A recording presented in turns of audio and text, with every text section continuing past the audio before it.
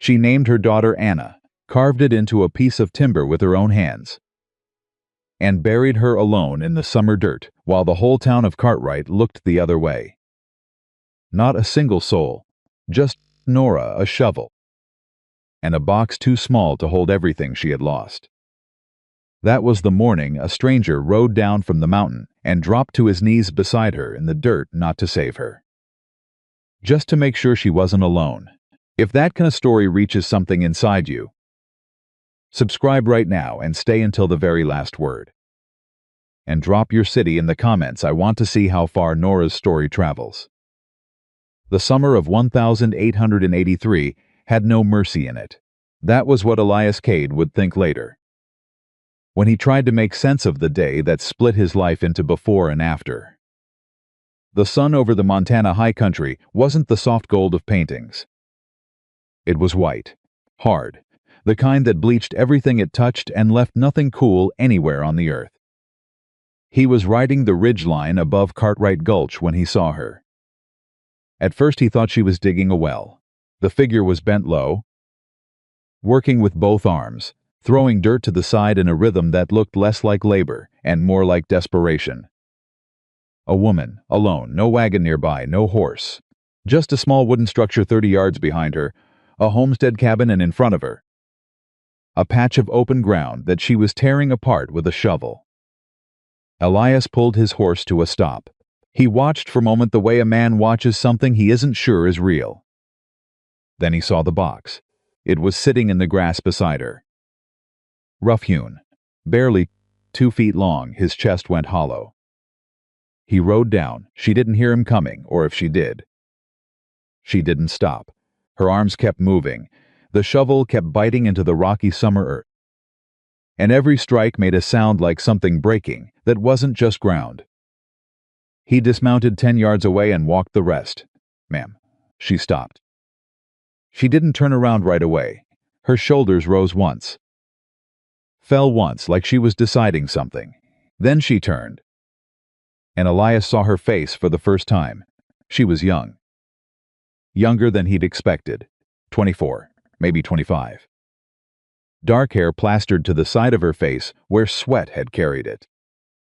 Eyes that were dry, completely dry, which told him more about what kind of woman she was than anything she could have said out loud, because those eyes had already cried themselves empty.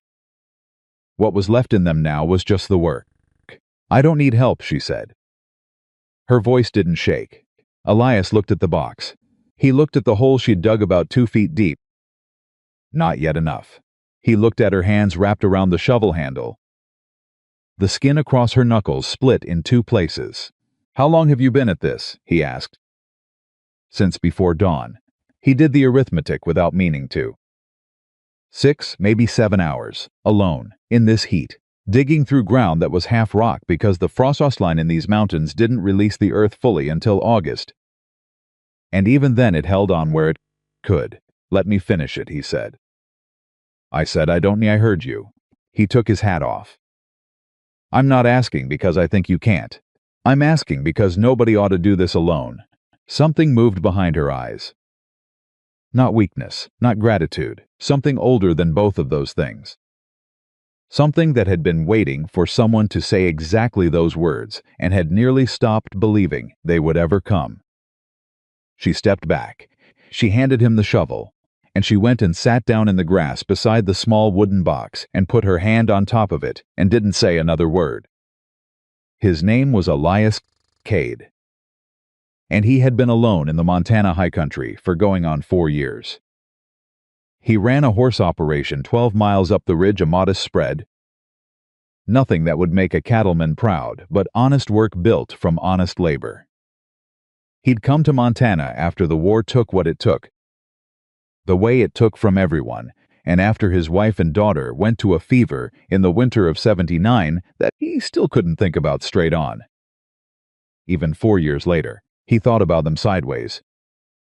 The way you look at a thing too bright, quick, careful. Just enough. He kept to himself, did his business in Cartwright when he needed supplies. Tipped his hat, said little. rode back up into the mountain silence where the world was mostly wind and horses and the sound of his own breathing, and nothing else asked anything of him. He hadn't stopped for a person in a long time. He wasn't entirely sure what made him stop today. Maybe it was the box. Maybe it was the fact that she hadn't cried. He dug until the hole was right. Then he set the shovel aside and looked over at her. And she was already standing, already lifting the box with both arms. And he didn't move to take it from her, because somehow he understood this part she needed to do herself. She carried it to the hole and went down on one knee and set it in the earth with a care so complete it stopped his breath. She stayed there on her knee for a long moment. Then she said, very quietly, to the box and not to him, "I'm sorry I couldn't do better." "You deserved so much better." Elias looked away when she stood up. Her jaw was set and her eyes were dry, and she picked up the shovel herself and held it out to him again. "Please," she said, "just the one word." He took it. He filled the hole. She stood beside it and didn't move until it was done. And when it was done, she smoothed the top of the mound with the flat of the shovel blade herself. Slow and careful, like she was tucking something in. Then she straightened. "Thank you," she said. "You can go now." Elias looked at her. At the single cabin behind her. At the absence of anyone or anything else on this stretch of land. "Is there someone coming?" he asked. "No." "Someone nearby?" "Neighbor, family?" "No." He turned his hat in his hands once. "Is there anyone at all who knows you're out here?" She looked at him with those emptied-out eyes and said, "The whole town of Cartwright knows I'm out here. They're just not interested." Her name was Nora Voss. He found that out later, when she finally consented to sit down across from him at the rough table inside her cabin and accept the cup of water he'd pulled from her well, because she hadn't taken a drink since, before dawn, and she was close to dropping whether she knew it or not. She'd been on this land for 2 years. The homestead claim had been her husband's. Robert Voss. She said his name without flinching, which told Elias another thing about her. Not that she didn't grieve, but that she'd already put the grief somewhere it couldn't stop her. Robert had died the previous winter, a logging accident in the high timber. 3 other men had died the same day from a cable snapping on a skid that wasn't rigged right, and the timber company had settled with the other families and buried the whole thing. Nora had received nothing, because Robert had signed a paper she hadn't known about, and the company's lawyer in Cartwright had made sure she understood what that paper meant. "They offered to buy the land," she said. "Pennies for it. You refused. I refused." Elias watched her drink the water. Her hands were steadier than they had any right to be. "The baby," he said carefully. "She was born last night." Her voice stayed even. She wasn't strong enough. She never opened her eyes. She set the cup down. "Her name was Anna, after my mother." "License in the cabin," was the loudest thing Elias had heard in years. "I'm sorry," he said. "So am I." She said it plainly. "No performance in it. I'm sorry for a great many things. But I don't have the luxury of staying sorry for long." "What does that mean?" She looked at him directly. She had that quality when she looked at you. She looked at all of you. Like she was reading something and intended to read it correctly the first time. "It means," she said, "that Harlan Croft has a man coming to this property on Friday. He's already bought the note on this land from the bank in Billings. If I don't make payment, and I cannot make payment, he takes the property by the end of the month." Elias went still. "Harlan Croft. You know him. I know of him. Everyone in this part of Montana knew of Harlan Croft. He was the kind of man who was careful never to do anything you could take to court, but whose reach extended into every corner of county business: the land office, the bank, 2 of the 3 town council seats in Cartwright, and the ear of anyone who mattered. He'd been acquiring land along the gulch for 3 years. Small homesteads, mostly. Failed claims. He was patient. He waited until people were down, and then he stepped on them, on his way to something bigger. He wants the water rights," Nora said. "My land sits on the creek tributary that feeds into the lower pasture. Without it, the 3 ranches below mine can't support summer grazing. If he controls this land, he controls the water, and if he controls the water, he controls everything east of the ridge, Elias said. Yes. He leaned back in his chair. And you've been sitting on this. I've been surviving on this. She said it without blaming her direction or his. Just the plain fact of it.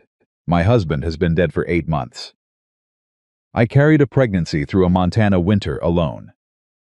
I buried my daughter this morning, and in 4 days I have to find a way to answer a man who has already decided what the answer is going to be. Elias looked at her for a long moment. Then he said, "What do you need?" She blinked. It was the first unguarded thing he'd seen from her, that single small blink. Like the question surprised her completely. Like it was not a question she had been asked before. "I told you," she said. "I heard what you said out there." He kept his voice quiet. "I'm asking something different. I'm not asking what you'll accept. I'm asking what you actually need." The silence came back. "Longer this time. I need proof," she said finally. Robert signed a paper. "I need to know what was in it and whether it was legal. Because the company's lawyer told me it was ironclad. And I have no reason to believe anything a company lawyer tells me. But I also have no one to tell me different." "What about the land note?" "The bank paper Croft bought?" "Same answer. I need to see it." "The original. Not a copy Croft's man hands me." She straightened in her chair. "I need to know what I'm actually facing before Friday. Because if I walk into that meeting not knowing, I walk out of it with nothing." Elias nodded slowly. "I can get to Billings," he said. She frowned. "That's 2 days' ride. Day and a half if I push. Why would you do that?" He picked up his hat from the table. Turned it in his hands, the way he did when he was thinking through something. "Because Harlan Croft has been helping himself to things in this county for 3 years, he said. "And I've sat on a ridge and watched it happen and told myself it wasn't my business." He paused. "Today I'm deciding it's my business." She studied him. That reading look again. "What's your name?" she asked. "Elias Cade, Mr. Cade." She said it careful and deliberate. "I want to be plain with you. I'm not looking for rescue. I'm not looking for a man to step in front of me. What I'm looking for is information. And if you can get it faster than I can get it myself, I'll accept that help on those terms. But if you ride to Billings expecting to come back and make decisions for me, I'll come back with papers," he said. "What you do with them is your business." She watched him for another moment. Then she gave a single small nod. "All right," she said. He didn't ride out right away. He stayed long enough to check the condition of her well rope. It was fraying and would break within a week, and to look at the woodpile, which was lower than it should be for summer, which meant she'd been burning through it during the pregnancy for warmth or heat, and wouldn't have had time or strength to replenish it. She watched him do this from the doorway without comment. When he went to his horse, she called after him, "Mr. Cade." He turned. "Why did you stop?" she asked. "On the ridge." "Before you rode down. You stopped and looked for a while." Most men would have ridden on. He thought about it honestly, the way the question deserved. "Because nobody was helping you," he said. "People don't generally." "I know." He swung up into the saddle.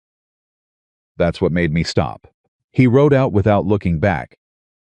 But he heard her standing there until the trail bent and took him around the ridge, and the sound of the homestead fell away behind him into the ordinary summer silence of the mountain. Cartwright was a town that had opinions about everything and knowledge of nothing. Elias had always understood that about it. It was the kind of frontier settlement that had grown fast and mean, where everyone knew everyone else's trouble because there wasn't enough space or enough quiet for anything to stay private, and where the talking moved quicker than the helping by a ratio that would have shamed a more decent place. He rode in just before dark, meaning to stable his horse and be gone by first light. He got as far as the livery. Owen Marsh, who ran it, was a compact, red-faced man who talked the way a spring creek runs constant. around every obstacle, never stopping. Heard you was up near the Voss place today, Owen said, taking his horse's reins. Elias didn't ask how he'd heard. That was like asking how water got wet. Passing through, he said. Terrible business, that. Owen shook his head with the elaborate sorrow of a man enjoying the sorrow. Woman up there alone. Husband dead. Baby didn't make it. I hear. Ain't surprised, though. She's a stubborn one. Town offered to help more than once and she wouldn't take it. What kind of help? Elias asked. Oh, you know. The Reverend's wife went up there after Robert passed. Told her she ought to come into town, stay somewhere decent while she was carrying. She about ran him off the property. Owen clicked his tongue. And Croft's man Jim Alcott, he went out there too.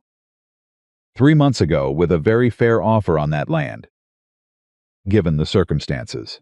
Generous even. She threw it back in his face. Generous, Elias repeated. Well, fair. Considering.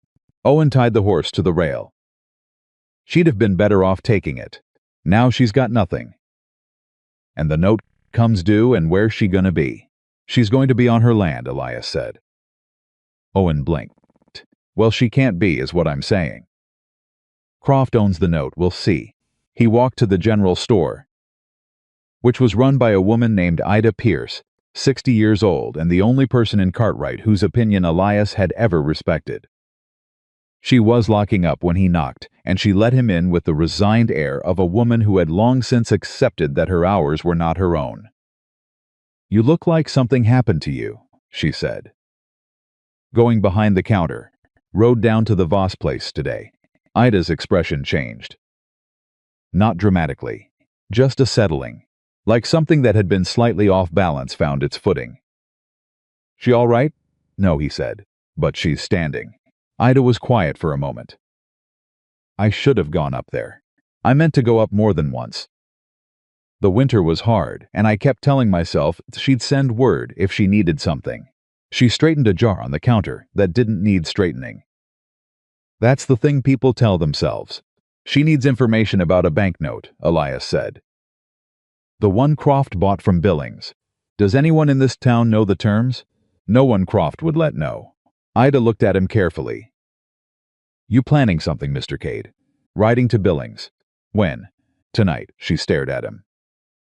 Then she went to the back and came back with a paper, which she set on the counter. The name of the bank officer in Billings is on that, she said. Franklin Howe.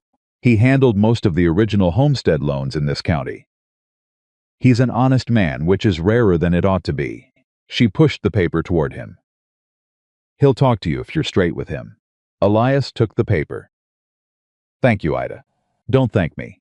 She was already waving him off. Just don't let Harlan Croft take that woman's land. He's been picking this county clean for 3 years, and nobody's stopped him, because everybody's scared of him, or in his pocket. Are you scared of— I'm 60 years old and I've outlived 2 husbands and a cattle operation, she said. The day I'm scared of a man who buys other people's trouble and sells it back to them at a profit is the day you can bury me. Elias smiled. It surprised him, the smile. He hadn't expected it. He rode out of Cartwright that same night, the paper in his vest pocket. The stars overhead thick and cold the way Montana stars were even in summer at elevation. The trail ahead of him long and hard and pointing towards something he hadn't felt in 4 years. Purpose. The word came to him on the ridge above town. And he let it come. He didn't examine it too closely. He didn't reach for the sadness that usually came with feeling anything this clearly. He just let it sit there, quiet and honest, the way Nora Voss had sat beside that small wooden box. Some things you carried, some things carried you. He pushed the horse into a trot and rode toward Billings through the summer dark. Behind him, on a small patch of ground above the creek tributary, a fresh mound of earth sat in the summer grass. No marker yet. Nora Voss would make one. She would make it herself, from the timber on her own land, and she would carve the name into it by hand, because her daughter deserved to have her name on the earth. But that would come later. Tonight Nora sat in her dark cabin, her hands folded on the table in front of her, And she thought about a man she had met for the first time that morning. A man who had asked what she needed and then listened to the answer. A man who had taken a fraying well rope apart and checked its threading without being asked. A man who had said nobody ought to do this alone and meant it. She hadn't believed in men like that for a long time. She wasn't sure she believed in them now, but she had let him take the shovel. And she had watched him ride away, and she had felt something she had not felt since the morning they told her about Robert the Faint. Dangerous, stubborn sense that things might not be entirely finished. She didn't trust the feeling. She didn't have the luxury of trusting it. But she didn't push it away either. She folded her hands tighter and closed her eyes and listened to the running behind the cabin in the summer dark. And she waited for morning the way she had learned to wait for everything. One breath at a time, just one more breath. Elias Cade rode into Billings just as the sun broke the eastern ridge. His horse blowing hard from the night push, his own eyes gritty from the dark miles. He didn't stop to eat. He watered the horse at the trough outside the livery, handed the reins to the boy there with 2 bits and a look that said, "Don't lose him," and walked straight to the bank on Morrison Street before the doors were even open. He stood on the boardwalk and waited. Franklin Howe arrived at 8:10. A thin man in a brown suit with the precise, careful movements of someone who had spent his life handling things that mattered and knew the weight of that. He saw Elias standing there and didn't slow down or speed up. Just came to the door, unlocked it, and said, "You look like you rode through the night." "I did," Elias said. "Come in then." Howe poured 2 cups of coffee from a pot on the stove in the back office and set one in front of Elias without asking.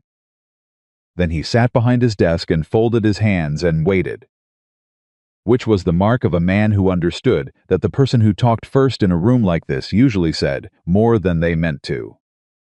Elias laid up Pierce's paper on the desk. "Nora Voss," he said. "Homestead claim in Cartwright Gulch, Custer County. Harlan Croft bought the note on her land from this bank. I need to know the terms." Howe looked at the paper. He didn't pick it up. "You family to the Voss woman?" he asked.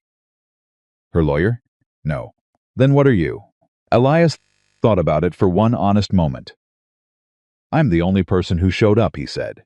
Howe looked at him. Something behind his eyes shifted, not softening exactly. More like a lock turning. "The note," Howe said slowly, "was sold to Croft 6 weeks ago. The terms were standard payment in full or the land reverts. Croft paid 80 cents on the dollar for it, which tells you what his intentions were. A man who pays 80 cents is planning to make it back on the asset, not on the debt. The sale is legal. That's not uncommon." Howe paused. However, Howe said again, like he was choosing each word the way you choose footing on bad ground. The original note was written against a joint homestead claim. Robert and Nora Voss, both names on the deed. When Robert died, the property should have transferred to the surviving claimant. Without encumbrance, that's territorial law. Straightforward, and the note should have been renegotiated to reflect the change in circumstance. He picked up a pen. Set it down. It wasn't, because someone didn't want it to be, because the paperwork was filed incorrectly, and no one caught it or no one chose to catch it. Howe's voice stayed neutral. But something in the neutrality was pointed. If Nora Voss can demonstrate that the original transfer of the note to Croft was made against a document with defective title, which I believe it was, she is standing to challenge it. Elias leaned forward. "How strong is that standing?" "Strong enough that I wouldn't want to be Harlan Croft's lawyer arguing against it before a territorial judge." Howe stood up. "Give me 30 minutes. He went to the file room. He came back in 25 with 2 documents, both original, both stamped with the county seal from Custer County. He laid them side by side on the desk in front of Elias and pointed. "There," he said, "and there. The name discrepancy on the transfer filing. It's not subtle when you know what you're looking at." He looked up. I should have caught this when Croft's man came in. I didn't, and I'm not proud of that, but I'm catching it now. I need copies, Elias said. I'll have copies made this morning. Hal paused. There's one more thing. Elias went still. In his experience, one more thing was almost always the thing that mattered most. Robert Voss signed a liability waiver with the Montana Territorial Timber Company 3 days before the accident, Howe said. The company's lawyer brought it to this bank as part of the collateral review on a separate loan the company held here. I saw it. I shouldn't have seen it. It had no bearing on this bank's business, but I saw it. He looked at Elias directly. That waiver has Voss's signature, but the date on it is in a different ink than the rest of the document. I noticed it at the time. I said nothing because the company was a significant depositor and I was a coward about it. And that is a plain, true statement that I will live with. The cabin air in the office was very quiet. The signature was cursed, Elias said. Or forged. Or signed under conditions Voss didn't understand. Hal's jaw tightened. The timber company is headquartered out of Helena. Their primary legal counsel is a man named Aldous Prentice, who is also the man who holds a seat on the Custer County Land Board, which approved Harlan Croft's purchase of the Voss note without the standard waiting period. He straightened his papers. I cannot prove any of this, but I can tell you what I saw. And I can give you the name of a federal land commissioner in Helena who has been looking at Croft's county operations for 2 years and has not yet had enough to act on. Elias sat back in his chair. The shape of it was bigger than he'd ridden into Billings expecting. Not just a widow losing her land. Not just a predatory note purchase. Something that ran through the timber company, through the land board, through a county lawyer, all the way to Helena. The commissioner's name, he said. Howe wrote it on a card and slid it across the desk. Elias looked at it. Then he looked up. Why are you telling me this? Howe was quiet for a moment. Because a woman buried her child alone yesterday, he said. And the men responsible for the chain of events that put her in that position are going to go on doing what they're doing, unless someone makes it stop. He stood up. I'll have those copies ready within the hour. There's a dining room across the street. Go eat something. You look like you're running on bad intentions and no sleep. Elias went. He ate without tasting it and thought about Nora Voss sitting in her dark cabin with her hands folded and Friday coming like a wall. He had 2 days. He was back in Cartwright by late Thursday afternoon, having pushed the horse harder than he liked on the return and made up for it by walking the last 3 miles to let the animal cool down. He went to the Voss homestead directly, not stopping in town, and found her in the yard splitting wood, which she did not need to be splitting in the middle of summer heat, except that it was the kind of work that kept a person from thinking too hard about the things that were coming.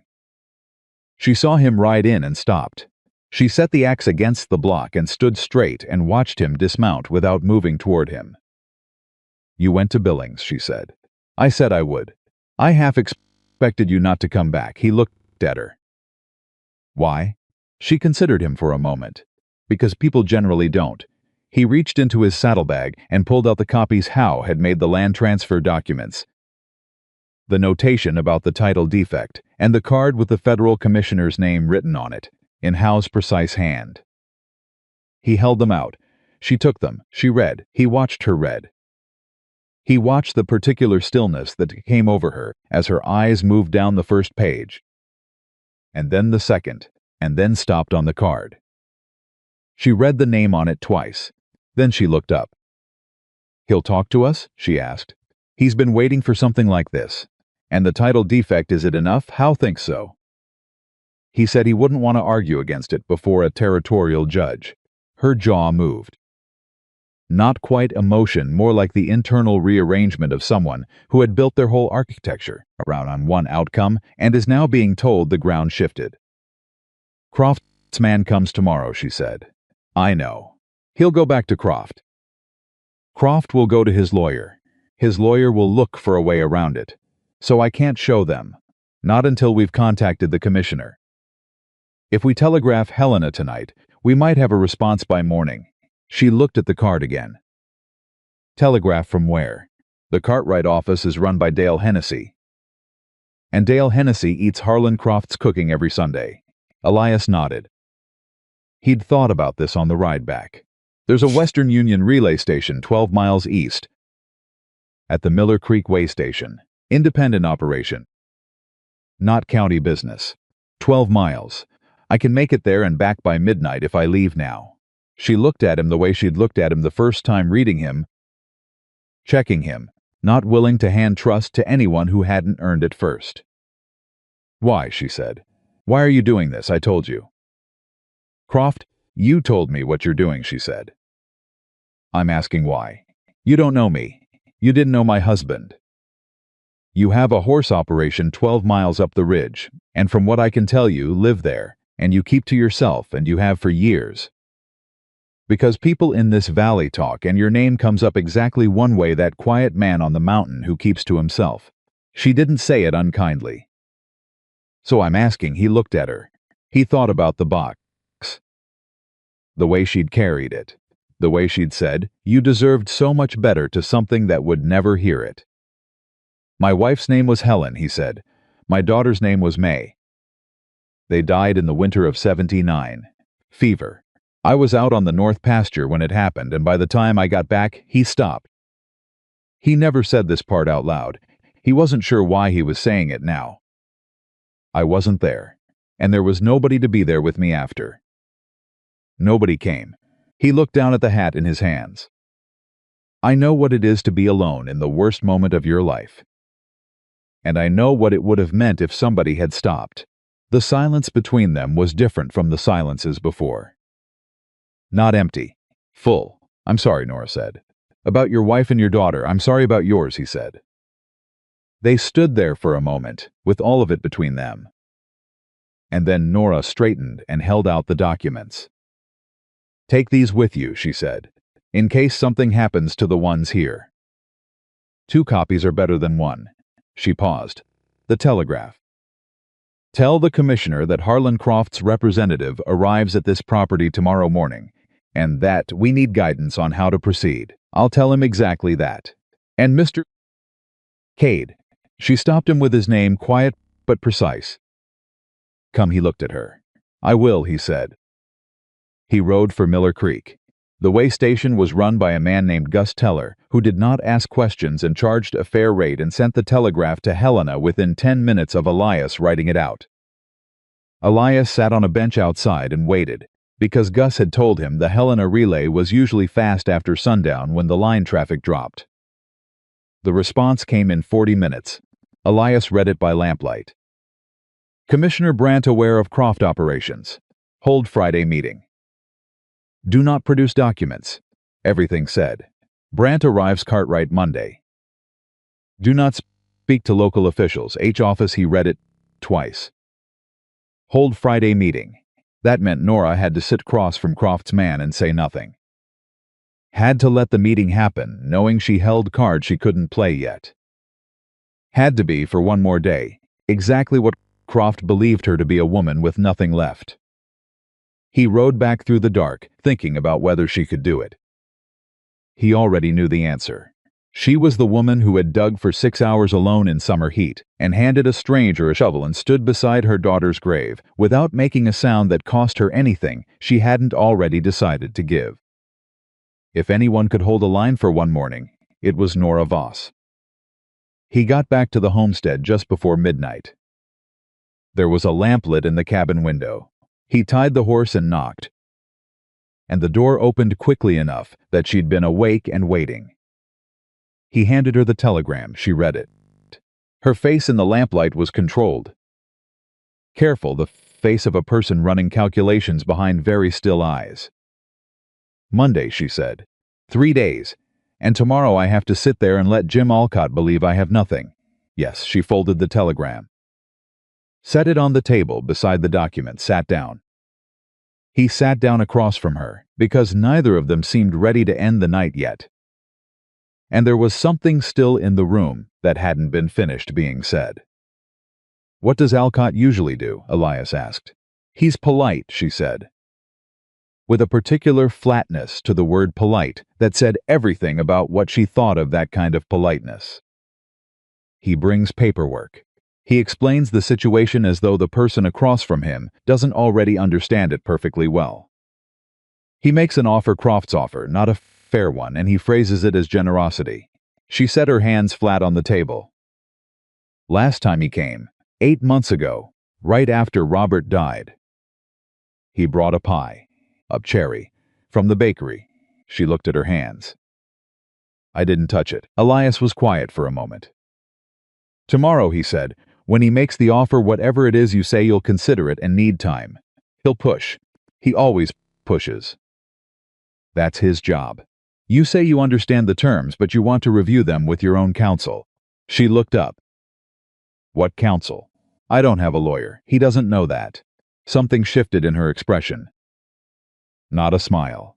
The precursor to the thing that lives in the face just before a person remembers they might still be capable of it.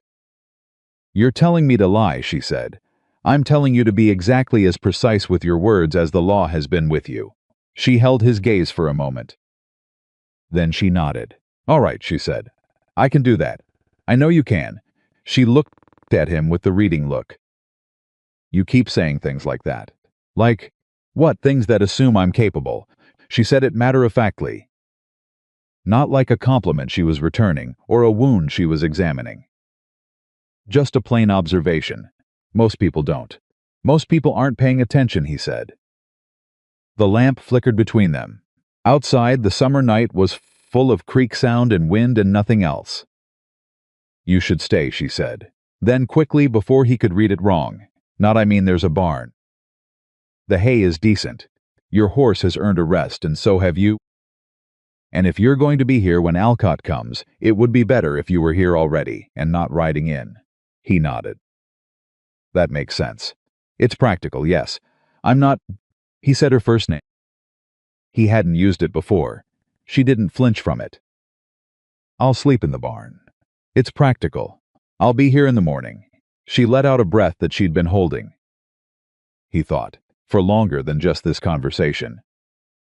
Good, she said. Good night, Mr. Callias, he said. She considered that for a moment. Good night, Elias. He went to the barn. He slept hard and fast the way he only slept when something had pulled him fully back into the world. And he woke before dawn to the sound of her moving in the cabin. Jim Alcott arrived at 9 o'clock on a well-kept roan that cost more than anything else in the gulch. He was a broad man in a gray coat, clean-shaved, hair-combed, with something that smelled like bay rum all the way across the yard. He carried a leather satchel and wore a practiced expression of sympathy that fit his face the way a rented suit fits technically correct. Not quite right. He saw Elias standing beside the cabin door and stopped. Didn't know the lady had company, he said. The lady has a neighbor, Elias said. He tipped his hat. Mountain spread, up the ridge. Morning. Alcott looked at him for a moment, with the kind of look men give other men when they're adjusting their approach. Then he turned to Nora, who had come to stand in the doorway. Mrs. Voss, he said. And there it was, the practiced sympathy. Warm as a window in winter, about as real as paint. I want to say first how very sorry I am for your recent loss. Truly sorry, a terrible thing. Thank you, Nora said. Elias had told her to be short. She was being short. Come in. They sat at the table. Essio stayed by the wall with his arms folded. He didn't sit. Alcott looked at him once and decided not to make an issue of it. Which told Elias something about how confident Alcott was in the outcome. Alcott opened the satchel. He laid out papers with the deliberate care of a man who understood that paper was power and presentation was half the argument. Mrs. Vaughn, I want to be honest with you, Alcott said. Which was a sentence Elias had learned to treat as a warning. Mr. Croft understands that your circumstances are painful. He has no wish to add to that pain. His offer today is, and I want to be very clear about this, generous. Given the position the note places this property in. What's the offer, Nora asked. $40 an acre, paid in full, with a grace period of 2 weeks for you to remove your possessions. That's I know what $40 an acre is, she said. Alcott blinked. He'd expected something else from her deference. Maybe, or distress. He recalibrated. It's above current market rate for unimproved. The water rights alone are worth 4 times that per acre. Nora's voice was even.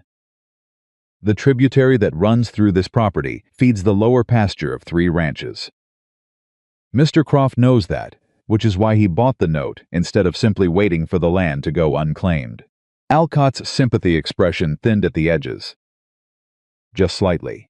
Mrs. Voss, the note is due and I need time to review these documents with my own counsel, she said. Pause. A real one. The kind that has weight in it. Your counsel, Alcott repeated. Yes. She held his gaze without blinking. I want to understand fully what I'm being asked to sign before I sign anything. I believe that's a reasonable request.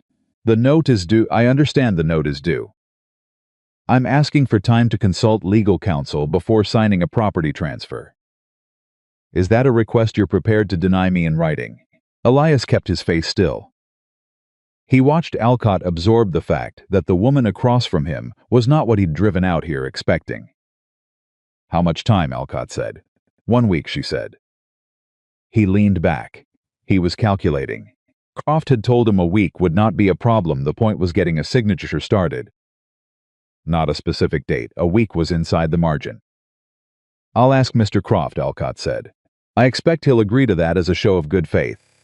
I'd expect nothing less, Nora said. Alcott gathered his papers back into the satchel with marginally less authority than he'd taken them out with. He stood. He looked at Elias once more. You said, mountain spread, Alcott said. Cade. That the horse operation up above the North Fork? That's right, Elias said. Alcott said it casually. Too casually. Mr. Croft has always thought that Ridge would be a good acquisition if the owner ever decided to sell. Elias met his eyes and held them. I haven't decided that, he said. Alcott smiled the shape of it. Not the feeling. Of course not. Just mentioning it. He tipped his hat to Nora. Mrs. Voss. I'll be in touch before end of week. He walked to his horse and rode out. The yard was quiet. Nora stood in the doorway for a moment. Her arms at her sides.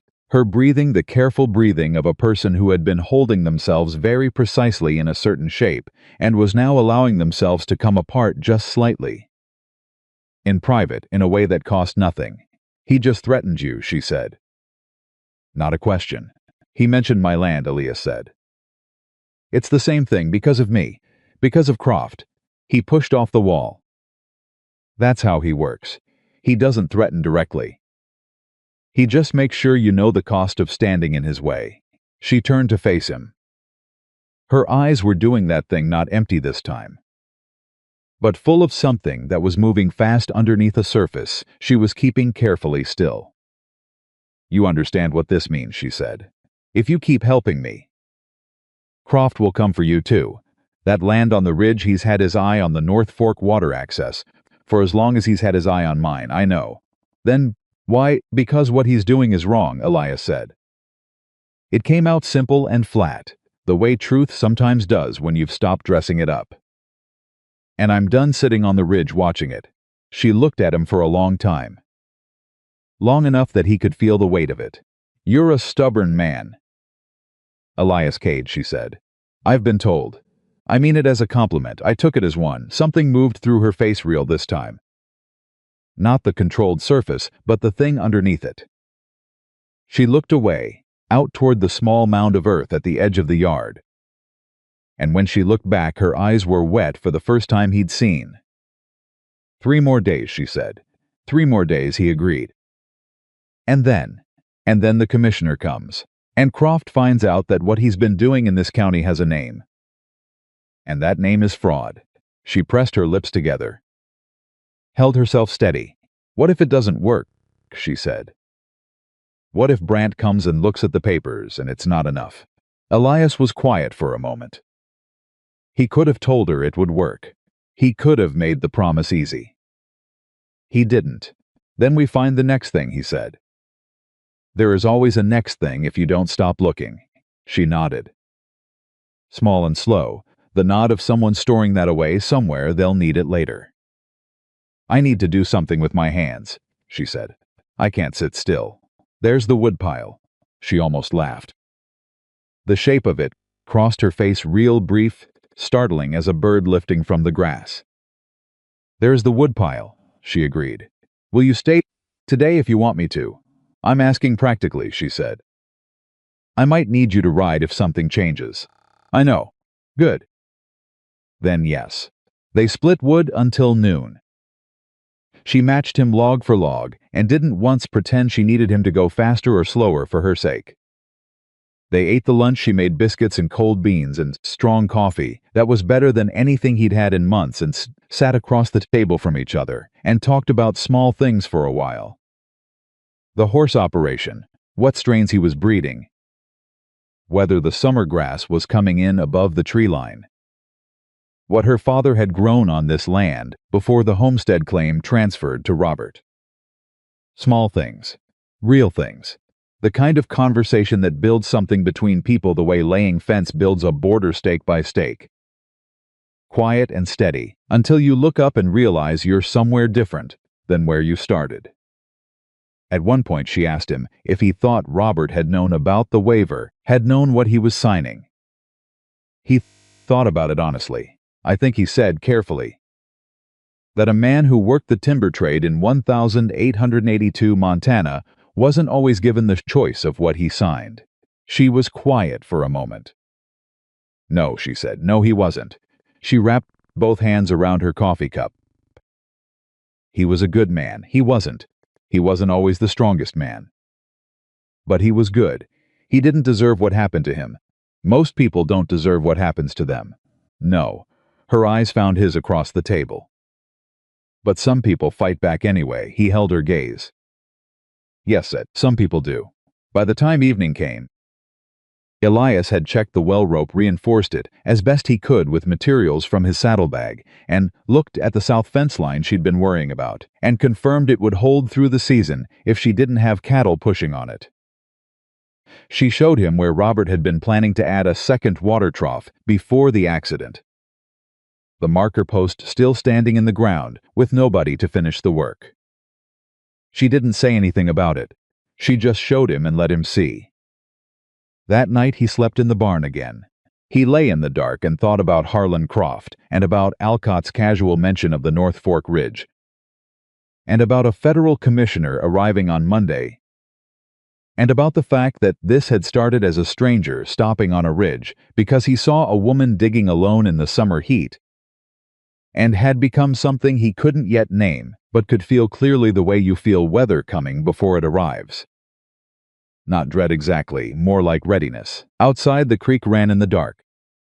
Inside the cabin, a lamp burned low in the window, and then went out.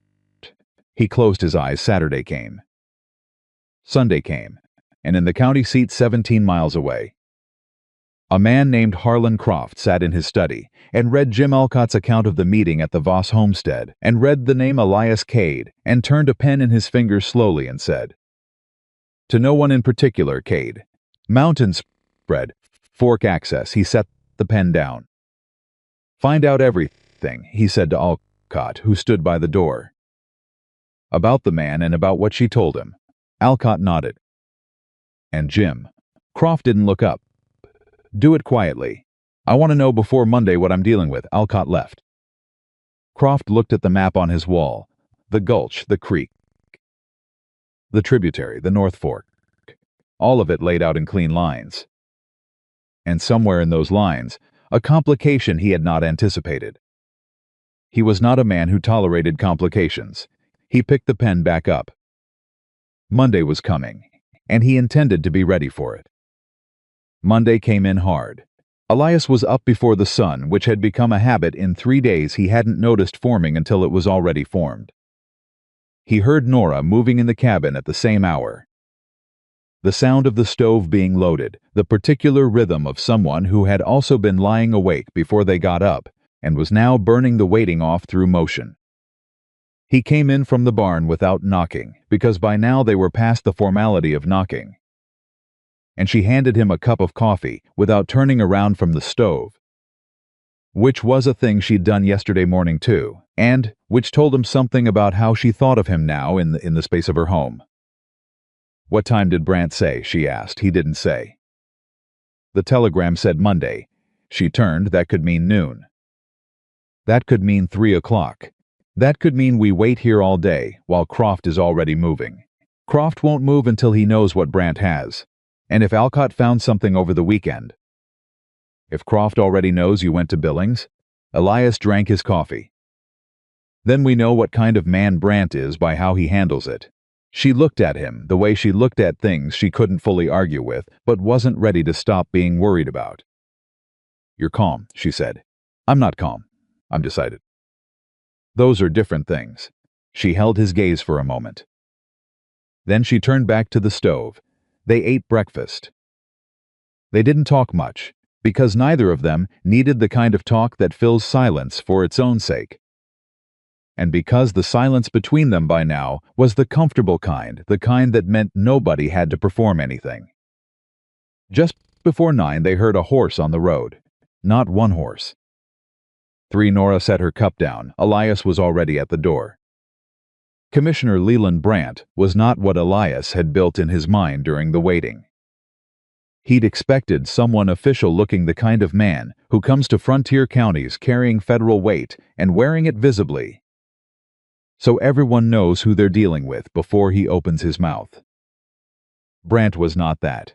He was 50-something, wide through the shoulders, with a weathered face that had spent as much time outdoors as in any office. And he rode like a man who'd covered ground on horseback since before some of these towns existed. The 2 men with him were federal deputies younger, quieter, with the precise watchful quality of people trained to see first and speak second. Brant dismounted in the yard and looked at the homestead. Not the way Alcott had looked at it, appraising, calculating, but the way a man looks at a thing he's come to understand the value of before he arrived. He looked at Nora. "Mrs. Voss," he said, "I want to thank you for your patience. And I want to say that I'm sorry it took this long for my office to get here." Nora looked at him steadily. "You're here now," she said. "Come in." They crowded the cabin, 5 people around a table built for 2, and Brant took the documents Elias laid in front of him and read them with the speed of a man who knew exactly what he was looking at, because he'd been looking for something like it for 2 years. He read the title defect notation. He read Howe's written statement, which Howe had added to the copies at the last moment. A paragraph in his precise hand acknowledging what he'd seen and what he'd failed to report. He read the name Aldous Prentice and his jaw tightened. "Prentice," he said, not to anyone in particular. "He's been careful. Very careful." "What does that mean for us?" Nora asked. Brant looked up. "It means that what you have here is the piece I've been missing. The connection between the timber company liability waiver and the county land board approval of Croft's note purchase. On their own, each thing looks like carelessness or coincidence. Together," he set the papers down, "together they look like what they are." "Which is," Nora said, "coordinated fraud. Against your husband, against your property, and against the territorial land code." He leaned back. "I need to move carefully. If Croft learns I'm here before I've spoken to the county land office and secured the original filing records, he'll have Prentice destroy or alter what's there." "Then move today," Elias said. "That's exactly what I intend." Brant looked at him. "Kate, you rode to Billings yourself?" "I did. Why?" Elias glanced at Nora. "Because she needed someone to." Brant studied him for a moment with the measuring look of a man who has spent years reading people in rooms where a lot depended on reading them right. Then he nodded once, as if Elias had answered a question that hadn't been asked out loud. "Here's what I need from both of you," Brant said. "I need you to stay on this property today. Don't go into Cartwright. Don't send any messages through the town office. If Croft's people come..." "Alcott was here Friday," Nora said. "He'll be back before end of week. If he comes before I've completed my work at the county office, tell him your counsel has requested an additional week to review terms." "Can you do that again?" "I've had practice," she said. The corner of Brant's mouth moved not quite a smile, but the suggestion of one, from a man who didn't hand those out easily. Good. He stood up. I'm going to Cartwright. I'll want to speak with you both this evening. He looked at Elias. Your land on the ridge. The north parcels. You have your deed at the cabin. Yes. Bring it when you come tonight. I suspect Croft's plan had more pieces than just this one. And I want the full picture. Brant and his deputies rode out. The yard was quiet again. Nora stood in the door and watched the road for a long moment after the sound of hoofbeats faded. Then she turned and leaned her back against the doorframe and let out a breath that was longer than any she'd taken in days. It's real, she said. It's real, Elias said. But it's not done. She looked at him. You always do that. What? Say the second somebody has to. She pushed off the door. I know, I don't mind it. She went back to the table and began clearing the cups. It keeps me honest. He watched her move around the small cabin, efficient, deliberate, no wasted motion, and thought about what Brant had said. Together they look like what they are. He thought about Robert Voss, who hadn't been the strongest man but had been a good one. Signing a paper he probably didn't fully understand, because in 1882 Montana, you signed what the company put in front of you, or you lost your work. He thought about a company lawyer and a county land board and a man in a study with a map on his wall, each piece looking like nothing on its own and everything together. Nora, he said. She turned. When Brant secures the records when this is done, legally done, Croft is going to know who made it happen. He's a man who doesn't forgive that kind of obstacle. She set the cups down. I know, it won't stop at losing the land case. He'll look for other ways to apply pressure. I know. Elias, I just want to be sure you understand what I have understood exactly what I am facing, she said. Since the morning they told me my husband was dead, and the company's lawyer was standing behind the man who told me, with papers already in his hand. Her voice stayed even. But there was iron in it now, the kind that doesn't announce itself. I have not been confused about any of this. What I have been is alone. Those are not the same thing. He was quiet. I'm still here, he said. I know, she said. That's the only new fact. The new fact turned out to matter more than either of them knew yet. Because at 11:30 that morning, Jim Alcott rode into the Voss yard 4 days ahead of schedule, and he did not bring a leather satchel this time. He brought 2 men. They were not introduced. They stayed on their horses while Alcott dismounted, and their presence said everything their names would have. They were the kind of men Croft kept for situations that needed more than paperwork. Elias came out of the barn before Alcott reached the cabin door. He didn't reach for anything. He just stood in the yard between the barn and the cabin with his thumbs in his belt and his hat pushed back and watched Alcott stop and reassess. Cade, Alcott said, didn't expect to find you still here. I expect there's a lot about this morning you didn't expect, Elias said. Nora came to the doorway. Alcott looked at her, then back at Elias, then at the 2 men behind him, as if checking to make sure they were still there, which told Elias that Alcott was less sure of himself than he was performing. Mrs. Voss, Alcott said, I'm afraid Mr. Croft has reconsidered the additional week. The terms of the note require. What changed? Nora asked. Her voice was level. I'm sorry? You came Friday and agreed to carry a request for a week's back to me. Croft. That was 3 days ago. What changed between Friday and today that makes the delay unacceptable? Alcott adjusted his satchel. Mr. Croft received information over the weekend. That what information? He stopped. What specific information, she said. If Mr. Croft is changing the agreed terms, I'd like to know on what basis. The 2 men behind Alcott hadn't moved, but the one on the left had shifted his weight in the saddle in a way that was meant to be noticed. Elias noticed it. Jim, he said, those men are on private property. Alcott looked at him. I'm not going to ask them to leave, Alcott said. Because I'm not here to argue. You don't need to ask them, Elias said. I'm asking them. This is Mrs. Voss's land. They're here without her invitation. He looked at the two men directly. You can go back to the road and wait, or you can leave. Those are the options. One of the men laughed, short, dismissive. Elias did not look away from him. I'd think carefully about that, he said. Very quietly, before you decide how this morning goes. Something in the quiet of it landed differently than a loud warning would have. The man stopped laughing. He looked at Elias, the way men look at other men when they're trying to gauge distance, and finding it harder than expected. Alcott held up his hand. Wait at the road, he said to them. They rode back to the road, without further comment. Alcott turned to Nora. I apologize. I would like to speak with you plainly. Please do, she said. Mr. Croft knows that a federal official made contact with this property this morning. Elias kept his face still. Nora kept hers stiller. He doesn't intend any. He wants me to tell you that there are ways to resolve this situation that don't involve federal oversight, and that those ways would be better for everyone, and that his offer remains on the table at $40 an acre. Tell Mr. Croft, Nora said, that I will be consulting with my counsel before I respond to any change in terms. Your counsel, Alcott said. Something in his voice was different now, careful. Mrs. Voss, I was told that you tell Mr. Croft, she repeated, that I will be in touch before end of week.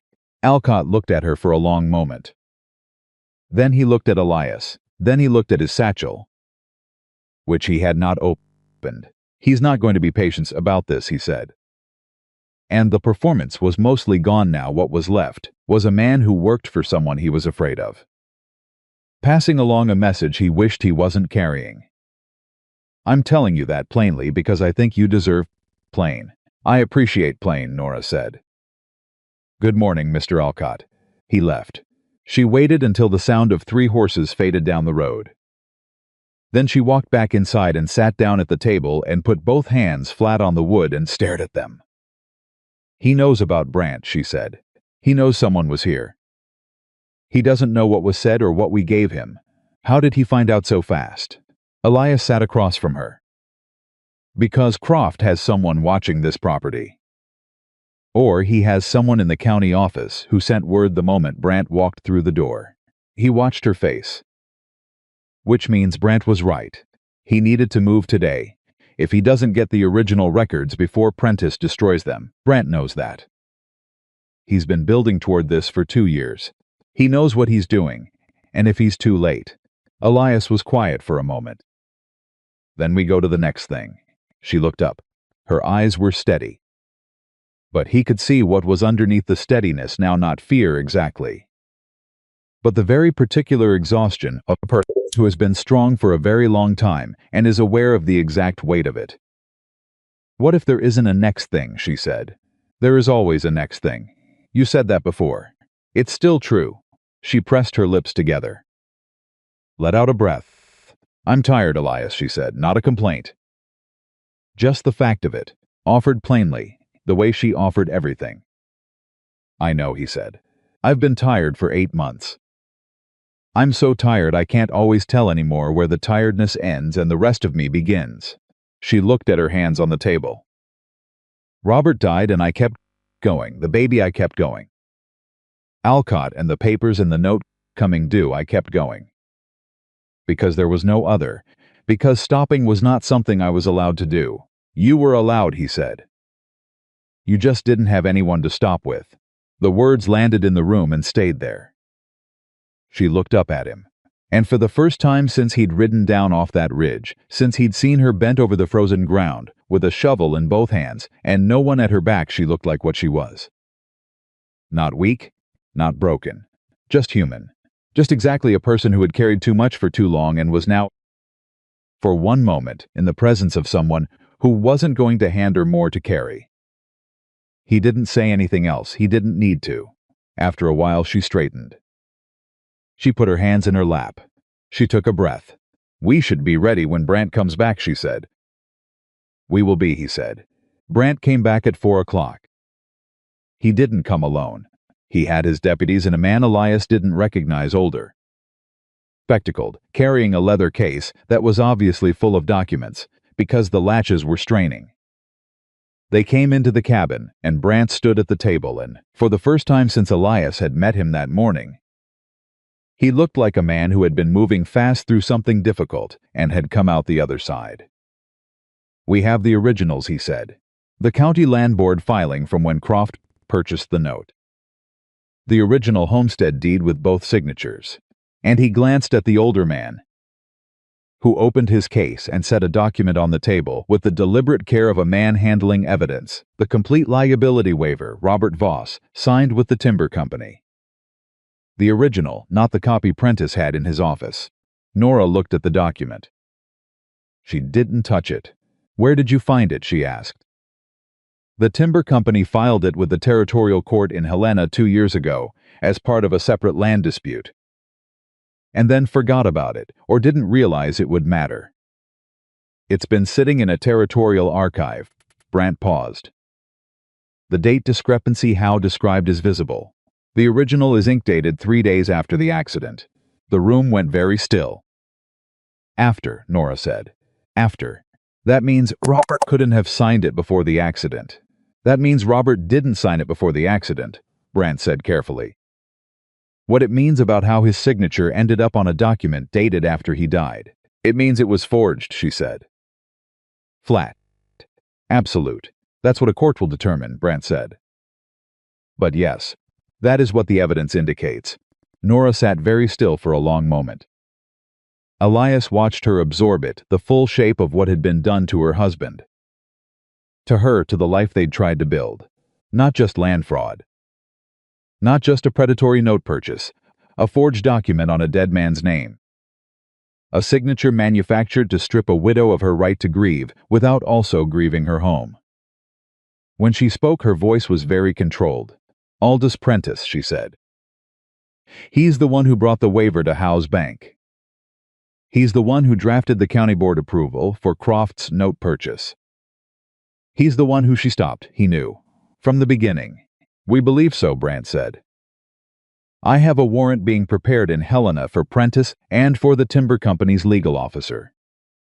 I cannot move on Croft directly until we establish the connection between him and the forged document. We're working on that, but the county board approval is enough to void the note purchase on your land. Which means, Mrs. Vaughn, that as of today, Harlan Croft does not legally hold any claim on this property." The sentence landed like something dropped from a height. Nora stared at him. "He doesn't. The note purchase was made against a title with a defect that Croft's own lawyer helped create. That makes the transaction void under territorial law. Your land is your land." Brant looked at her steadily. "This isn't over. The criminal case will take time. But your home is not going anywhere." Nora's hands came up from the table. She pressed them flat against her face, both palms against her cheeks, and closed her eyes. Not crying, just holding herself together for a moment. Or letting herself fall apart in the most contained possible way. Or both, the way a person does when something they've been fighting for so long finally gives them back something it had no right to take. Elias looked away. He looked at the wall. He gave her that. After a moment, she took her hands down. Her eyes were wet, but her chin was level. "What do I need to do?" she asked Brant. "Sign an affidavit today confirming the evidence chain, everything you know. Everything Cade found in Billings, everything from the meeting with Alcott on Friday. My deputy will take it. Then I need you to stay on this property and not engage with Croft or his people directly. If Alcott comes back." "He was here this morning," Elias said. Brant went still. What did he want? Told him the early arrival. The two men, the warning that Croft knew a federal official had been at the property. Brant listened without interrupting. When Elias finished, he was quiet for a moment. "He's going to move," Brant said. "Not legally. He knows the legal ground is shifting. He'll move another way." "What does that mean?" Nora asked. "It means I want one of my deputies to stay on this property tonight." She looked at Elias. He looked back. "I'm staying," he said. Brant looked between them. "Both of you, then." He turned to the deputy closest to the door. "Carson, you're here tonight. Stay out of sight, but stay close." Carson nodded. Brant turned back to Nora. "I know this is not what you hoped for when you imagined how this would resolve." She looked at him steadily. "I hoped I would keep my land. You're keeping your land. Then it's what I hoped for." She paused. "The rest, Prentice, Croft, the waiver, I want them to answer for it. Not for me. For Robert. He spent his life working for people who forged his name after he was dead and used it to steal from his wife. He deserves—" She stopped. Her voice had thinned. She brought it back. "He deserves for that to be answered." "It will be," Brant said. And the way he said it, not a comfort, not a promise wrapped in softness. Just a plain declarative statement from a man who meant it, made it land as something she could actually hold on to. Brant and the older man left with his deputies, minus Carson, who went quietly to the barn and stationed himself with the professional invisibility of a man who did this often. Nora and Elias were alone in the cabin again. The document, the original waiver with its mismatched ink and its forged date, was gone with Brant. Into the leather case, into evidence. But its shape was still in the room somehow. The shape of what it meant. "Robert didn't sign it," Nora said. "No," Elias said. "He didn't leave me unprotected on purpose. He didn't. I thought for 8 months, I thought maybe he'd signed it and just hadn't told me. Hadn't known how to tell me, and I told myself it was fine. That it didn't matter. That I didn't—" She stopped. "It mattered. Whether he chose it mattered to me." Elias was quiet. "He didn't choose it," she said. "Someone chose it for him." "Yes. And now someone is going to answer for that." "Yes." She put both hands on the table and looked at them. Then she looked up at Elias with the reading look, the full, careful, nothing missed look that had always felt like being seen further into than was entirely comfortable, and had stopped feeling that way somewhere between Thursday and now. "I don't know how to thank you," she said. "You don't need to. I do need to. You rode through the night to Billings. You stayed on property that Croft is now aware of and has threatened. At least obliquely. She stopped. "You stopped on the ridge," she said. "You didn't have to stop. I know, most men wouldn't have. I know that, too." She held his gaze. "Why does it not feel strange, you being here?" She said it like she was genuinely puzzled by it. Like it was a thing she'd been turning over and hadn't solved yet. "I've had neighbors in this valley for 2 years. None of them feel the way you being here feels. Like," she paused, working for the right word, "like the house is the right temperature. Like something I didn't know was missing is just here." Elias looked at her for a long moment. "I know that feeling," he said. "I'd forgotten it. I didn't know I'd forgotten it until I rode down off that ridge and it came back." The lamp between them was burning low. Outside, the summer evening was moving toward dark. The way Montana evenings did, slow at first, then all at once. "You should eat something," she said. "So should you. I'll make supper, I'll help." She almost said, "You don't have to." And he could see her start to say it and then stop and change course. Because they were both past the point of pretending that help was something either of them needed to decline on principle. "All right," she said instead. They made supper together in the small cabin with the lamp burning between them, moving around each other in the narrow space without collision, without the stiffness of two strangers working out the choreography of proximity. Like it was something they had always known how to do, or something they were learning so fast it felt like remembering. Outside, Carson sat in the dark barn and watched the road. Down in the county seat, a man named Harlan Croft sat in his study and stared at his map and thought about a woman who was supposed to have nothing, and a man on a ridge who had no business being anything but alone. And the federal commissioner who had walked into his county today and walked out with something in a leather case. He picked up a pen, he set it down, he looked at Jim Alcott, who was standing by the door again. "How well do you know the mountain trails above the North Fork?" Croft asked. Alcott hesitated. Reasonably. Cade spread. "You know the layout? Well enough. Croft picked the pen up again. "Find me someone who knows it better," he said. "Tonight." Alcott left. And in the county land office 3 miles away, a man named Aldous Prentice opened his file drawer and found the drawer empty and stood in his office in the dark for a long moment. Understanding what that meant, understanding what was coming, and knowing that the difference between a careful man, a caught man, was sometimes just one federal commissioner with a warrant and a faster horse. He reached for his coat. He was not going to be here when they came for him. But running, as he would discover, has its own kind of ending. And it was coming. A clock woke to the sound of Carson's voice at the barn door. Low and fast. Rider coming up the south trail. Moving quiet, that was all he needed. He was up and outside in under a minute, boots on. Hat off, moving to the corner of the barn where he could see the south approach without being seen from it. Carson was already positioned at the far fence line. Hand near his holster, but not on it the deliberate restraint of a man who knew the difference between ready and reckless. The rider came in slow. One man, no satchel. No introduction, no pretense of a social call at this hour of the night. Elias stepped out of the shadow. "That's far enough," he said. The rider stopped. He was young, late 20s, rough coat. The kind of face that had been hired for its willingness rather than its judgment. "I got a message for the woman," the rider said. "Leave it with me, mister." Croft said, "Personal delivery." "Mr. Croft," Elias said, "isn't here." He walked forward slowly, unhurried. The way a man walks when he has already decided how the situation ends and is giving the other party a chance to reach the same conclusion. "You can give me what you're carrying, or you can ride back and tell whoever sent you that the message wasn't delivered. Those are the options available to you tonight." The rider looked at him. Then at Carson, who had come visible at the fence line.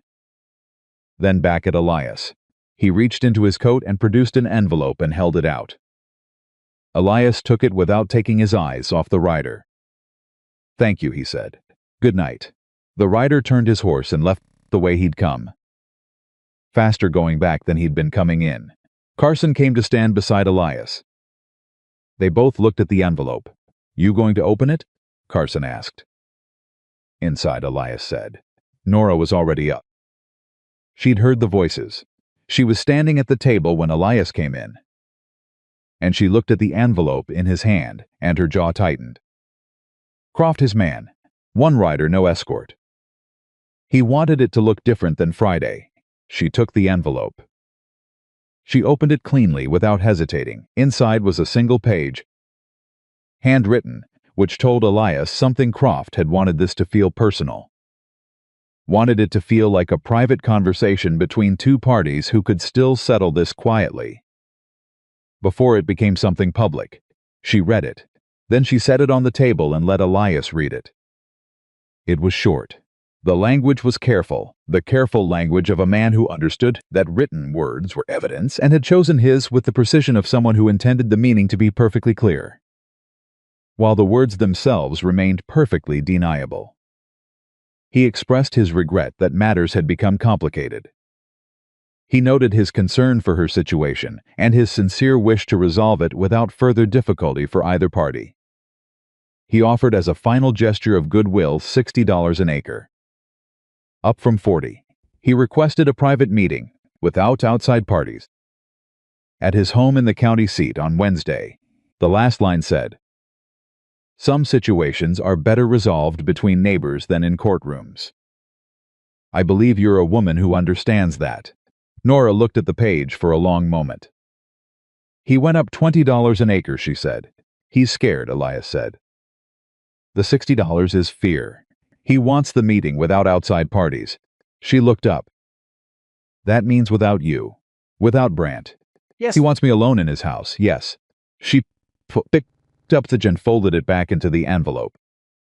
"Then we send this to Brant tonight and we let him use it." Elias looked at her. "You're sure?"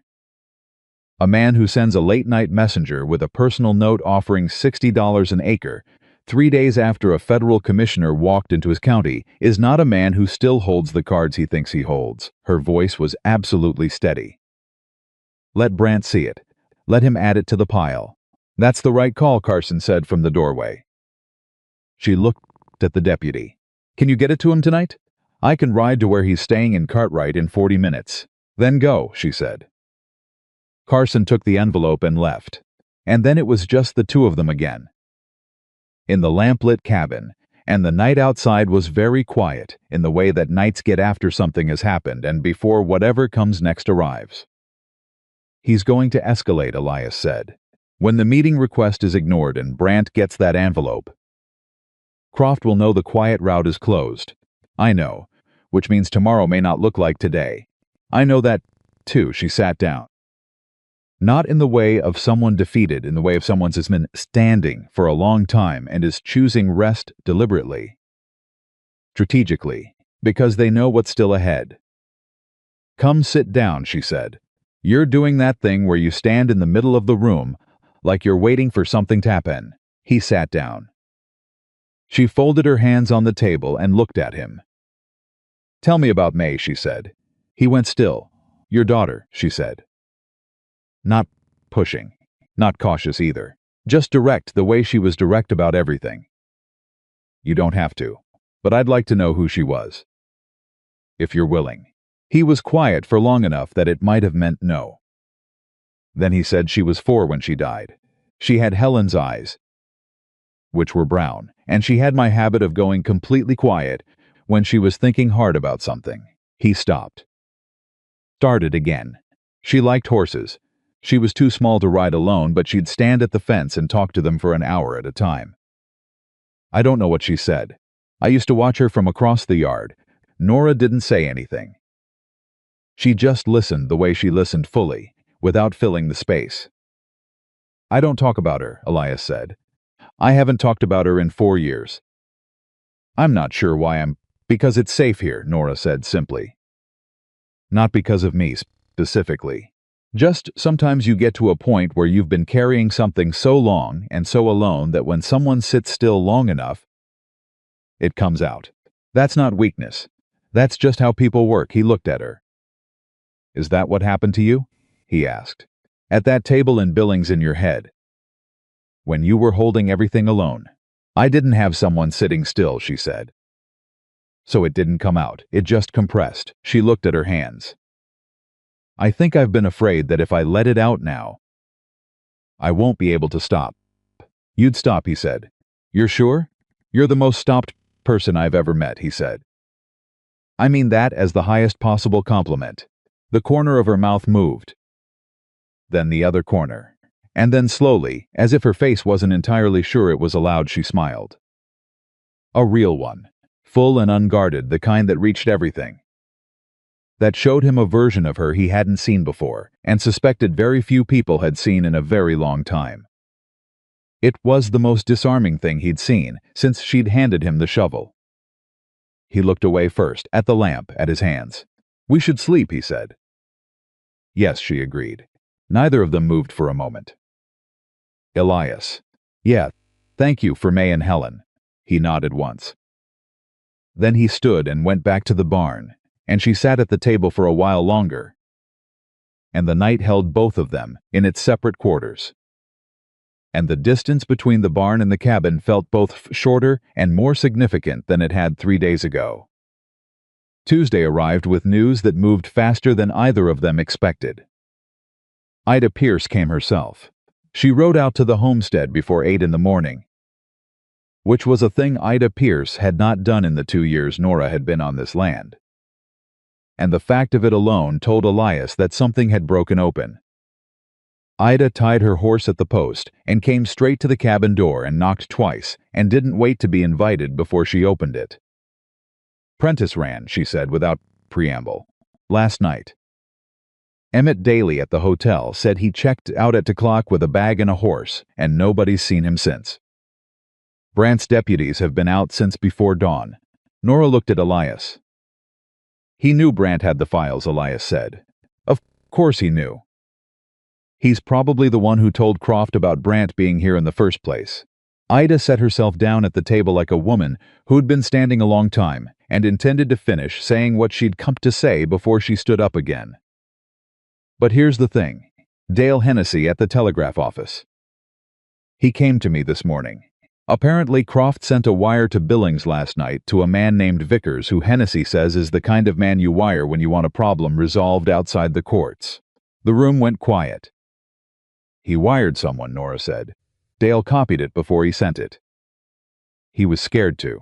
He came to me because he didn't know who else to go to. Ida reached into the pocket of her coat and put a folded piece of paper on the table. Brant needs to see that. Elias picked it up. He read it.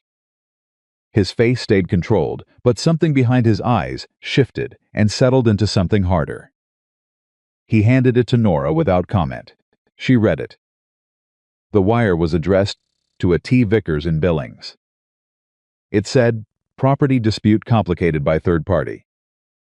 Interested in resolution. Standard terms. Properties Voss Homestead Cartwright Gulch and Cade North Fork spread. Deed transfer expected this month. She read it twice. Then she set it down and looked at Elias. He's coming for your land too, she said. He already told us that, Elias said. Alcott mentioned the North Fork on Friday. This is him deciding to accelerate. And Vickers. Elias looked at Ida. Ida's expression was answer enough.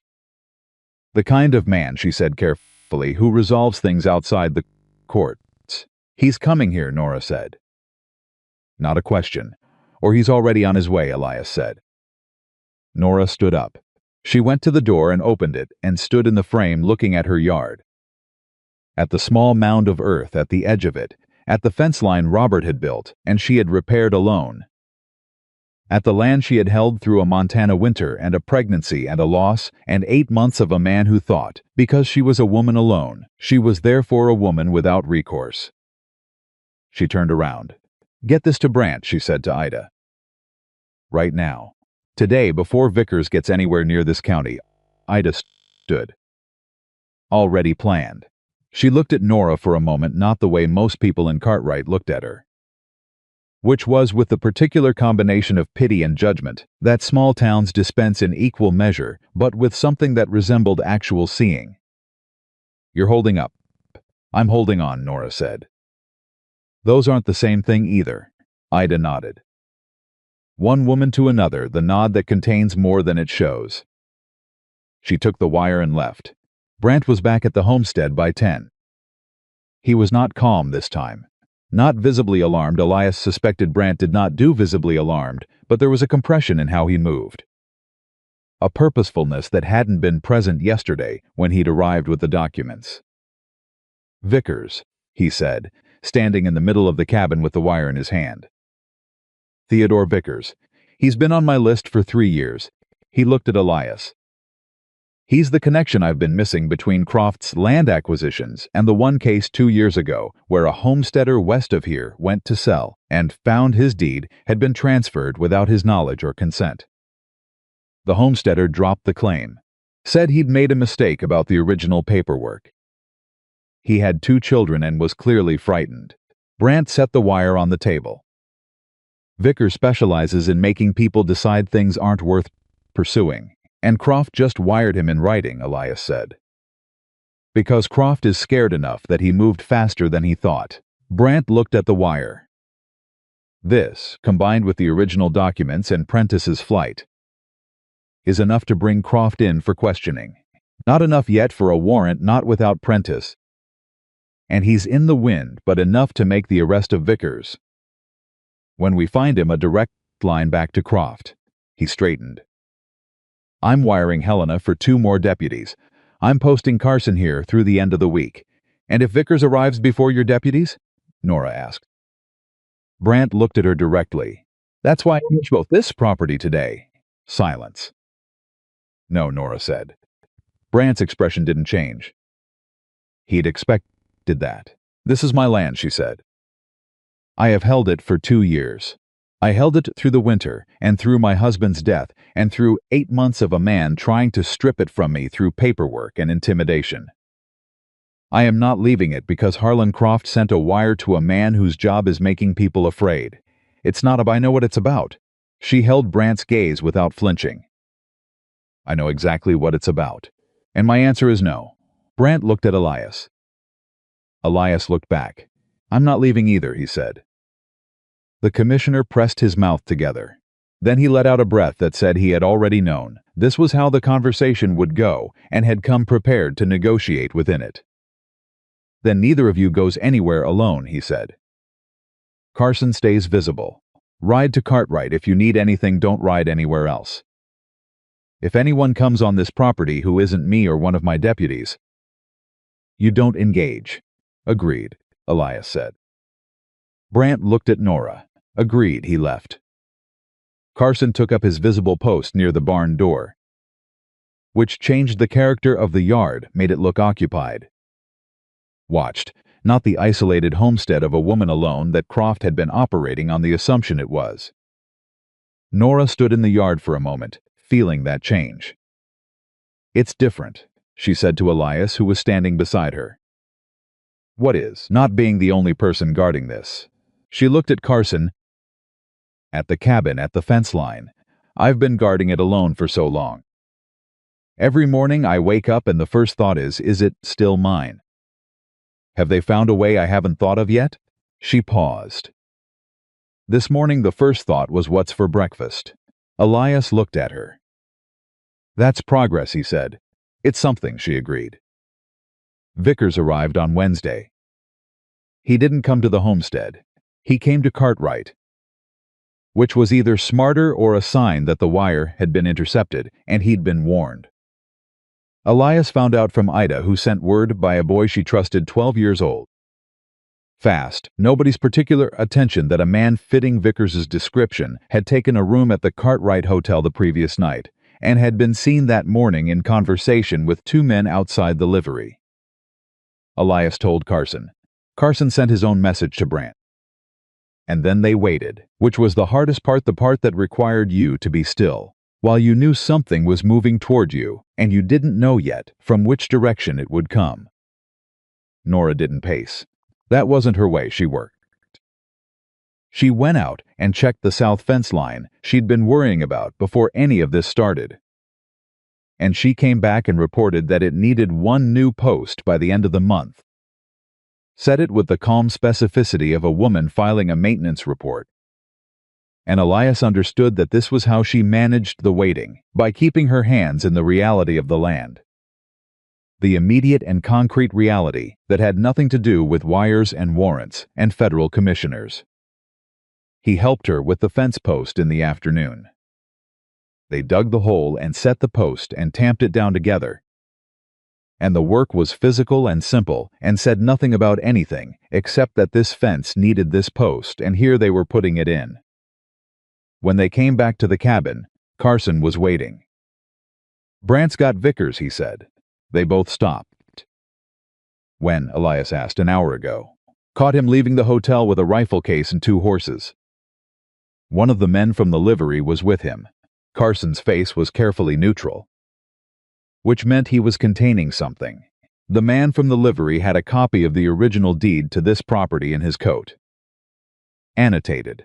Nora absorbed that. Annotated how? Carson looked at her with the careful look of someone deciding how much to say. With notes. About the property layout, the water access, the creek path, and your name, ma'am. With a timeline written beside it. The silence in the yard was absolute. Nora's face went through something in that moment. Elias watched it happen. Watched the full weight of it land, the understanding that this had not been merely about paperwork and land transfers and legal pressure. That Croft, when the legal route began to fail, had moved to something else entirely. That the wire to Vickers had not been about another deed transfer. She turned away from them.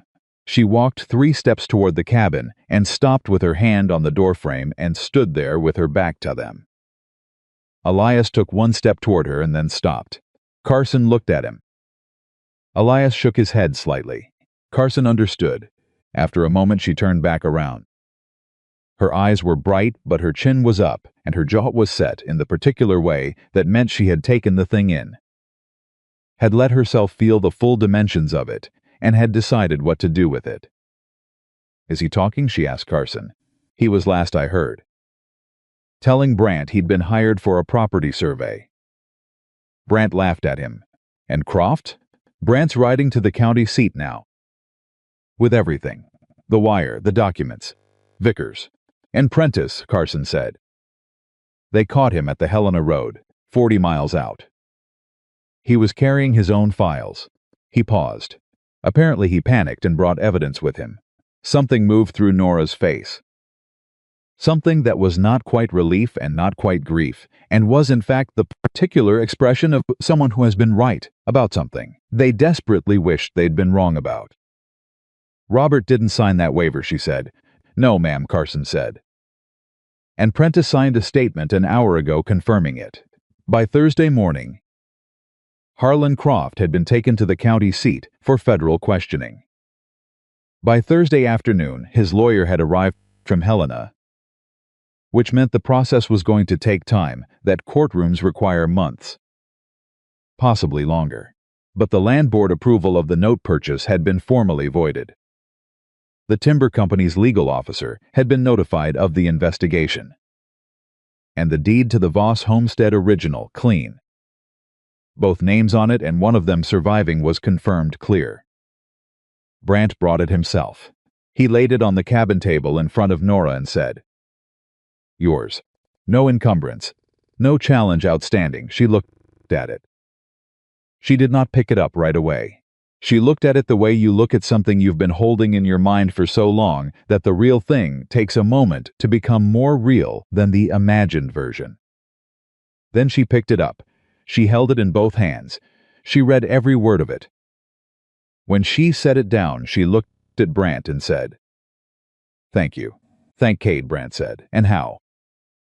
And Ida Pierce, who apparently decided 40 years of staying out of trouble were enough. He picked up his hat. "The criminal case will take time. I won't pretend otherwise.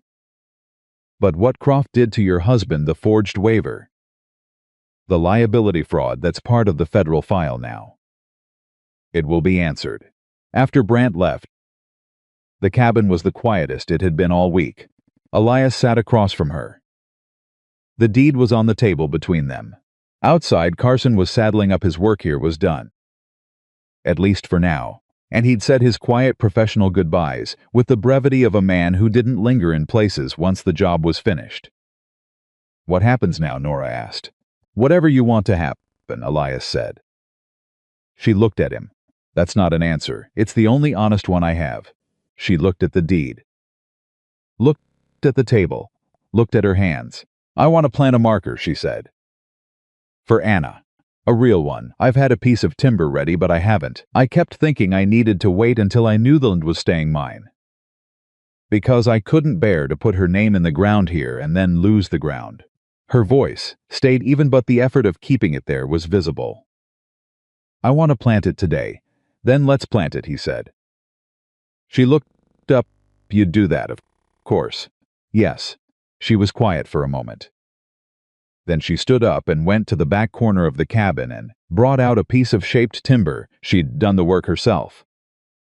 He could see that from the hand tooling, slightly uneven at the edges in the way of someone who had learned the craft by necessity rather than training. The name was carved into it cleanly, Anna Robert Voss. Below it, "Beloved." Not forgotten. She carried it outside. He followed. They walked to the mound together. She set the marker in the earth herself. That part was hers. He understood without being told, and he steadied it while she tamped the soil around the base with her boot. And then she crouched down and touched the carved letters with her fingertips. She stayed there for a moment. "Hi, baby," she said. Very quietly. "Your name is in the ground now. On your ground. It's going to stay there." The summer afternoon was warm around them. A light wind moved through the grass. She stood up. She did not wipe her eyes because she had not let herself cry. Or maybe she had and he hadn't seen. He thought the latter was more likely. She turned to him. "I don't know what to say to you," she said. "I keep coming back to that, and I keep not having the words for it. You don't need words, he said. I know, but I want them. She looked at him directly, the full reading look. The complete attention, and in it he saw something he recognized, because he'd felt it himself. From the inside, since the day he'd ridden off the ridge and not been able to ride back. I want you to know that whatever happens from here, whatever you decide about the ridge, about your land, about whether you ever come back down to this valley, I am a different person than I was last Monday. Not because you fixed anything, because you stopped. She paused. You saw me and you stopped, and I had forgotten what that felt like. I'd stopped believing it was something that could happen. He looked at her for a long moment. Nora, he said. Don't say you didn't do anything, she said.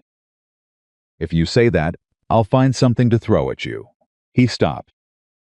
The almost smile crossed his face. I was going to say, he said, that I haven't wanted to go back to the ridge since I came down. She held his gaze.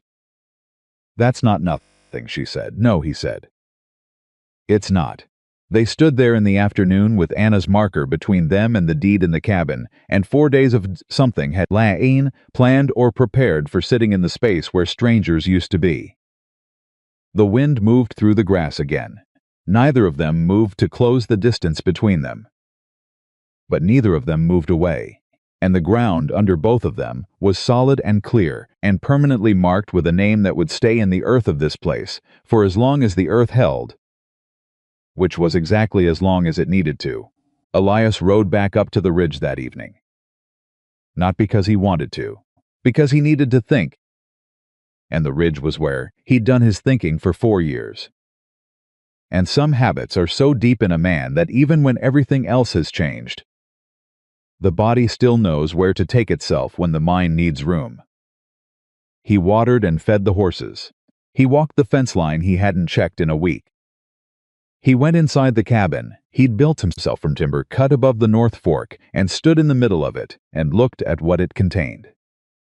Which was not very much: a bed, a stove, a table, a chair, a shelf with 3 books he'd read twice each, a window that looked out over the valley.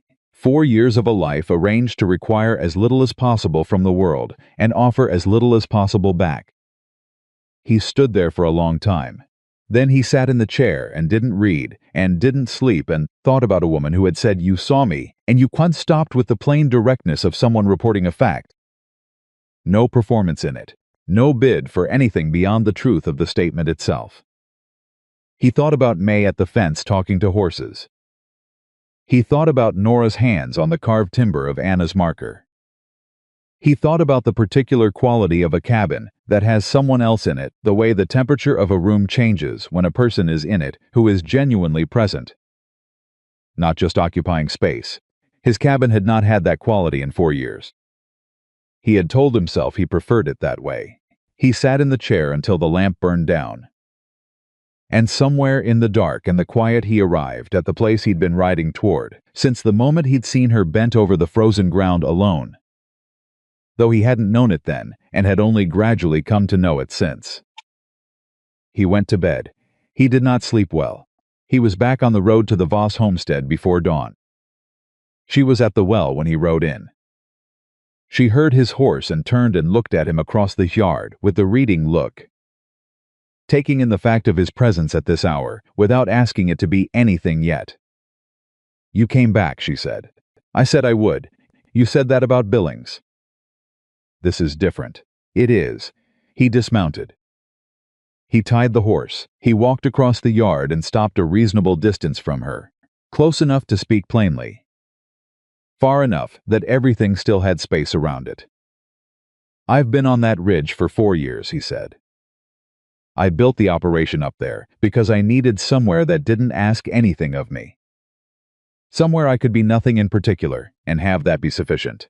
He paused. It was sufficient. Right up until the moment it wasn't. She was very still. "When did it stop being sufficient?" she asked. "I think you know when." She looked at him. "I want to hear you say it." "The day I rode down," he said. "The day I saw you digging and I stopped and I handed you handed me a shovel.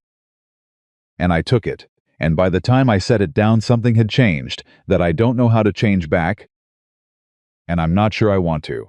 The morning air was cool the way Montana mornings are even in summer at elevation. And the creek was running behind the cabin, and the wind was low and steady in the grass. And none of that was what either of them was paying attention to. I'm not an easy situation, Nora said. I want you to understand that clearly. This land has a legal case that will run for months. Croft is in federal questioning, but he is not convicted. Prentice talked, but Prentice is also the kind of man who will say whatever is most advantageous to him at any given moment. I have a homestead that needs work, and no capital to hire hands, and a reputation in Cartwright that will take time if it changes at all. She said it all flat and factual. The way she said everything important clearly, without decoration, without apology. I am not a simple thing to choose. I'm not looking for simple, he said. You've been alone for 4 years. I've been hiding for 4 years, he said. That's different. Something moved through her face. Yes, she said. I'm not saying he stopped.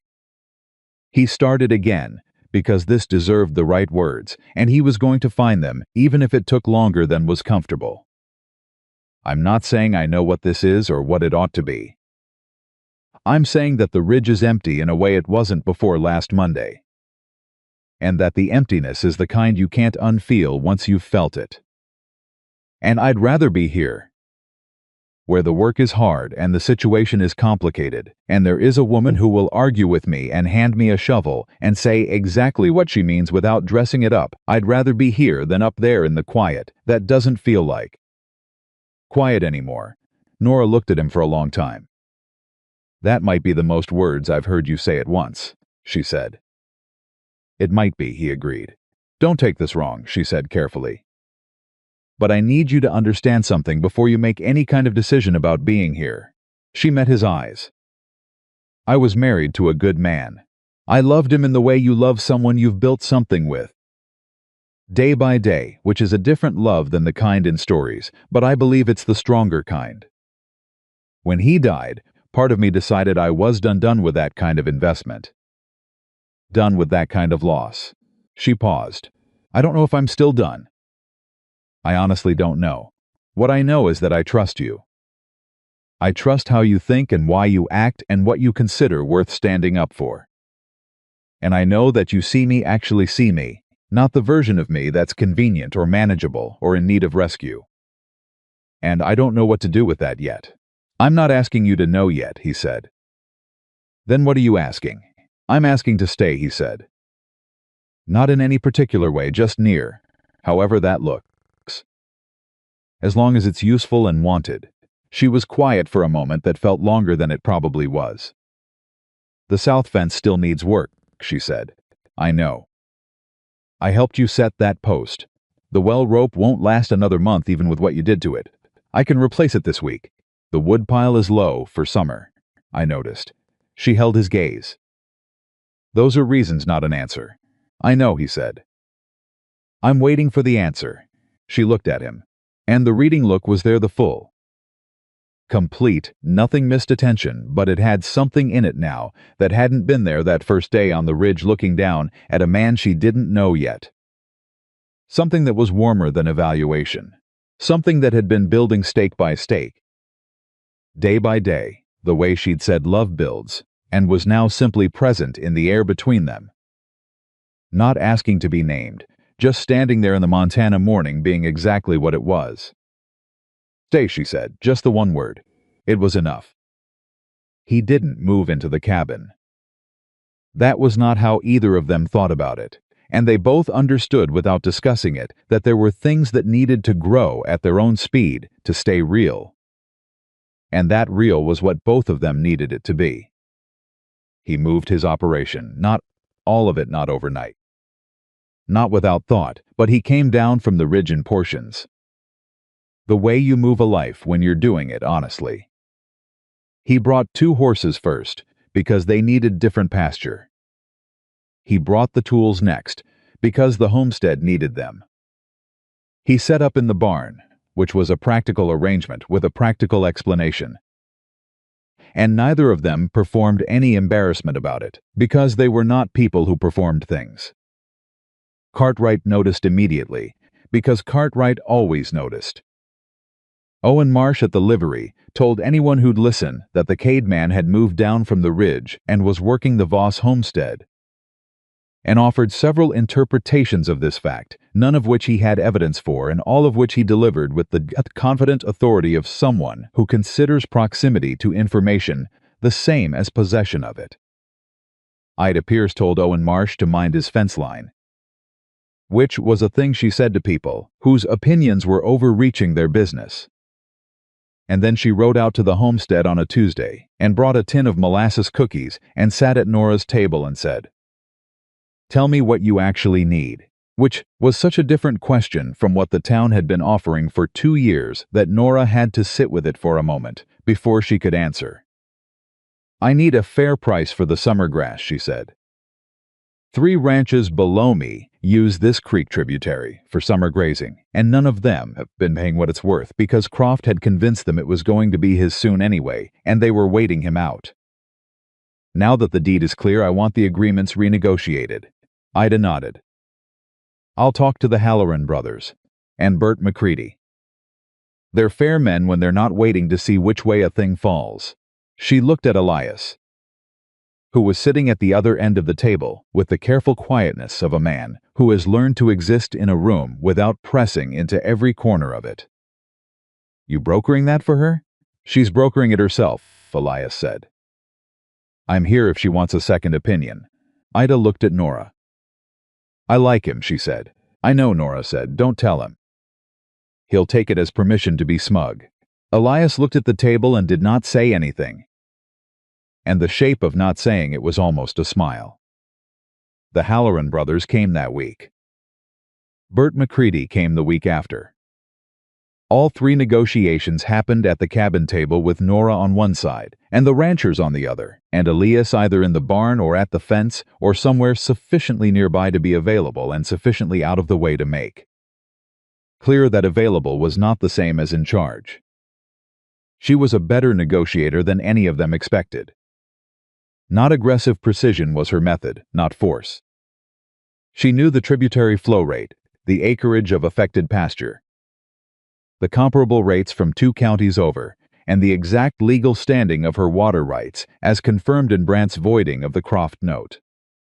She laid the numbers on the table the way she laid everything important flat, without apology, and she waited for the other party to find their way to the same conclusion she'd already reached.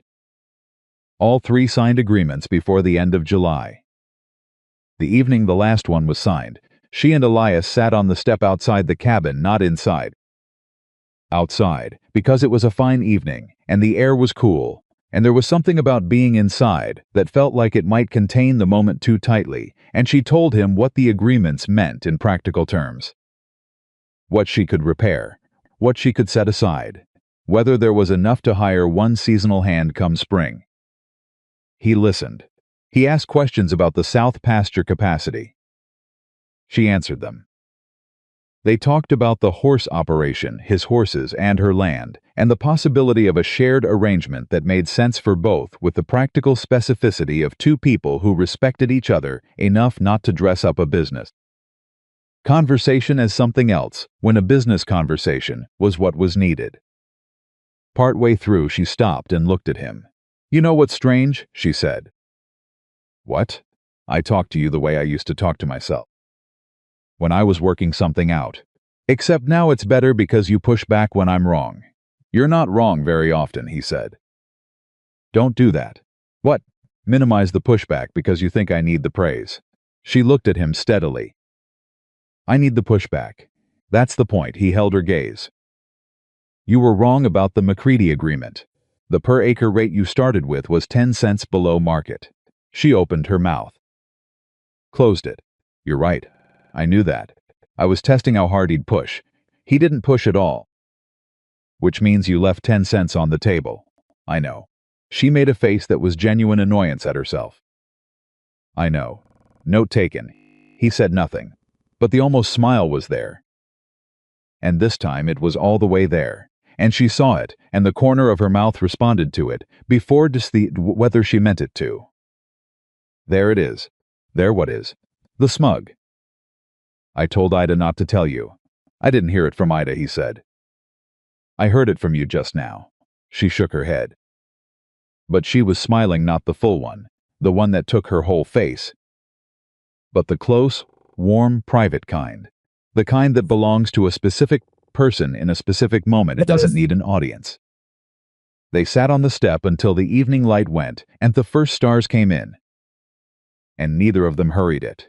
In September, the federal case against Harlan Croft was formally brought before a territorial judge. Commissioner Brandt came back to Cartwright to notify Nora in person, which she appreciated, not the news, which she'd been expecting, but the act of coming in person, which she had not expected, and which told her something about what Brandt thought of the obligation he was carrying. He sat at her table. He was, by now, familiar enough with the table that he sat without being invited, which was its own kind of testimony to how much had changed, and laid out the charges. Land fraud, conspiracy to commit fraud, suborning forgery, witness intimidation. The last charge related to the homesteader west of the county, whose claim had been dropped 2 years ago.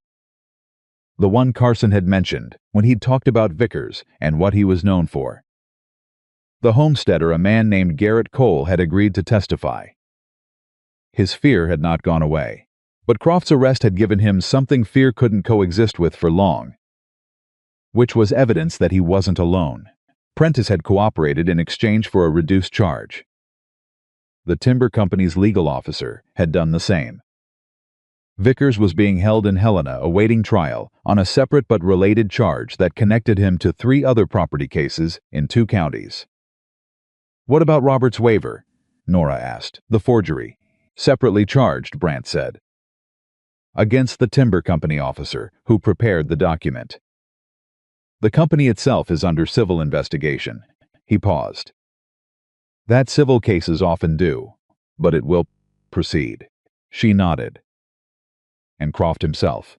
He has a very good lawyer, Brandt said, with the particular tone of a man who considers this information relevant rather than discouraging. That lawyer has already indicated that Croft intends to argue that he operated in good faith on the information provided by Prentice and the land board, and that the irregularities in the title transfer were administrative errors he wasn't aware of. Brandt looked at her directly. That argument is going to encounter the testimony of Theodore Vickers, who is not a man inclined toward loyalty to anyone who cannot benefit him, and who has already provided a detailed account of 2 direct conversations with Croft regarding the Voss property in exchange for a prosecutorial consideration in his own case. So Croft is done, Elias said. Croft is going to have a long, expensive, very unpleasant several years in a courtroom, Brandt said. Whether he ends up in a federal prison at the end of them depends on 12 people in a jury box who I have no control over.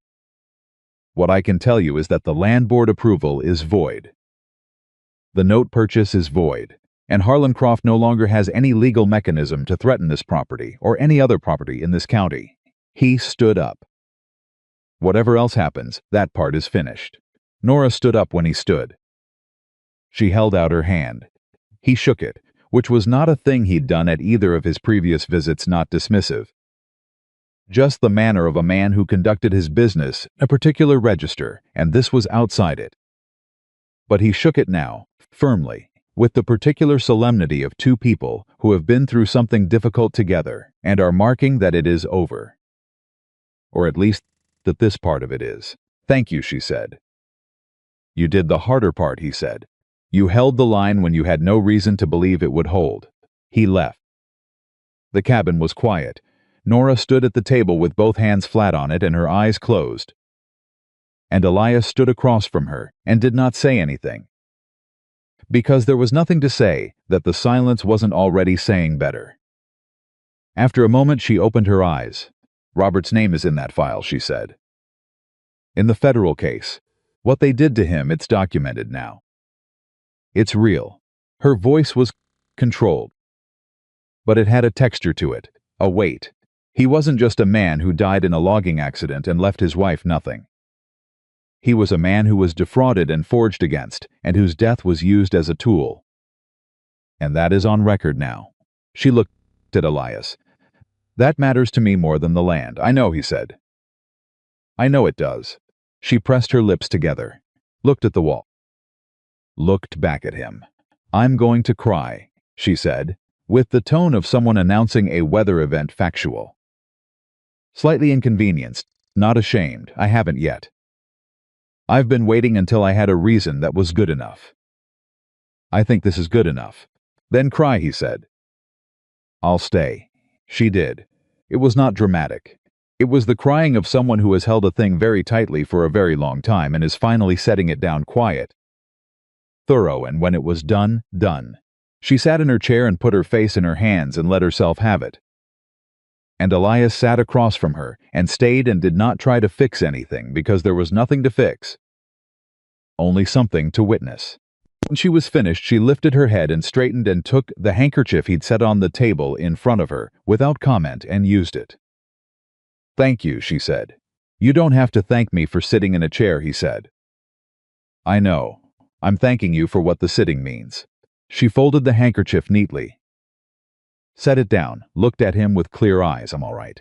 I know you are, he said. You've been all right through things that would have unmade most people. I've been barely holding on through most of it. That's still all right, he said. Barely holding on and holding on are the same thing in the end. She looked at him. Elias, she said. Yeah, I'm glad you stopped. The words were simple. They didn't need to be anything else. They contained everything they meant and nothing they didn't. So am I, he said. And the first cold edge of autumn came with it, and Elias was still there.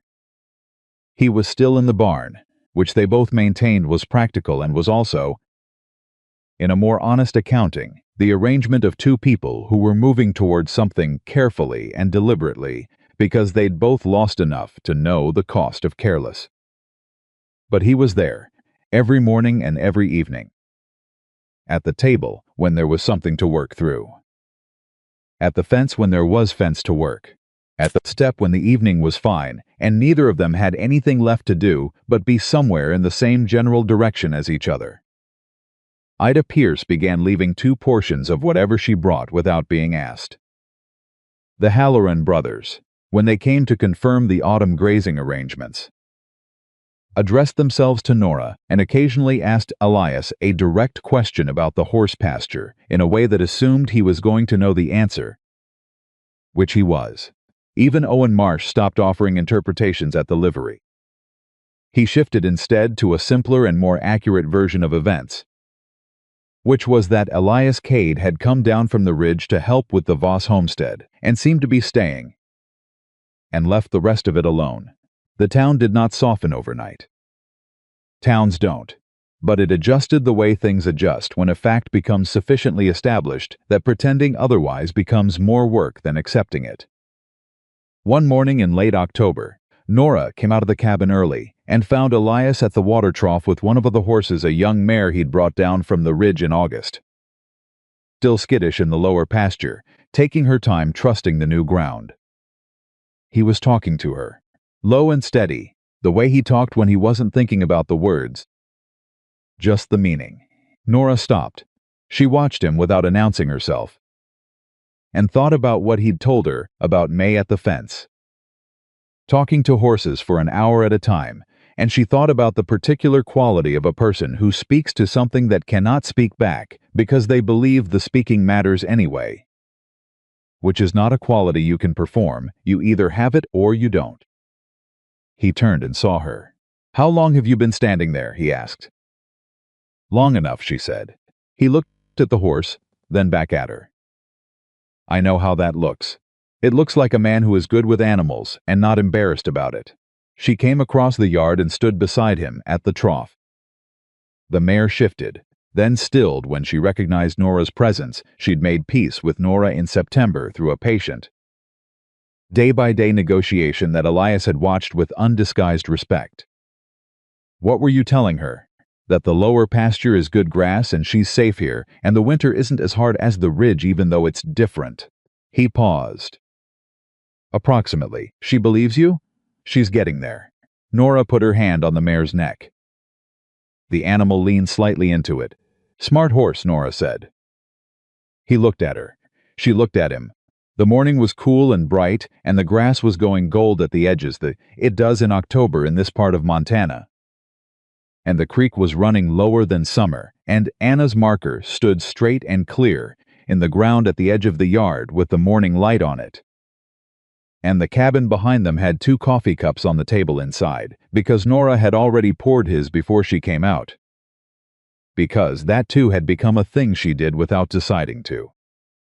"Elias," she said. "Yeah. I'm not done," she said. "With any of it. I'm not done figuring out how to be this person, the one who is still here after everything. I'm not done grieving, even when I think I am.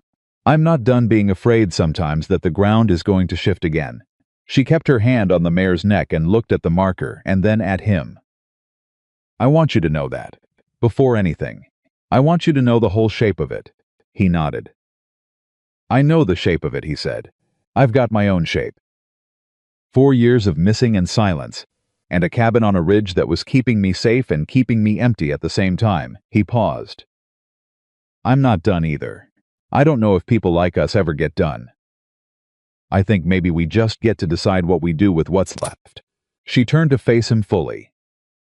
"What are you doing with what's left?" she asked. He looked at her, the full, direct, all the way look that he'd been quietly learning from her since the beginning, because she was better at it than he was, and he was a man who understood that learning from someone is not a diminishment. "I'm here," he said. "That's what I'm doing with it." She reached out and put her hand in his. Not a gesture that needed anything added to it. Not a beginning of something that required explanation or ceremony or the performance of significance. Just 2 hands, in the October morning, on the ground that had been fought for and kept. Beside a name carved in timber by a woman who had not stopped when stopping would have been so much easier and would have cost her so much less. His hand closed around hers. They stood there while the mare drank and the creek ran, and the morning moved in its slow, steady way toward whatever the day intended to bring. And what had been 2 separate, diminished, quietly surviving things was not that anymore. It was not a rescue. It was not a salvation. It was not one person lifting another out of the wreckage and setting them back on their feet. It was 2 people who had been wrecked by different storms, standing on the same solid ground, holding on not because they had to, not because the alternative was falling, but because they had both, separately and then together, decided and that this was worth holding. The land was Nora's, the horses were Elias's. The deed was clear. The name was in the ground. The case was in the hands of the court. And Robert Voss was on the record as the man he had actually been, not what they'd tried to make him. And in the yard of a homestead in Cartwright Gulch, Montana, in the autumn of 1883, 2 people who had stopped believing the world had room for them found out they were wrong. They stood in it together, and that was enough, and it was real, and it was theirs.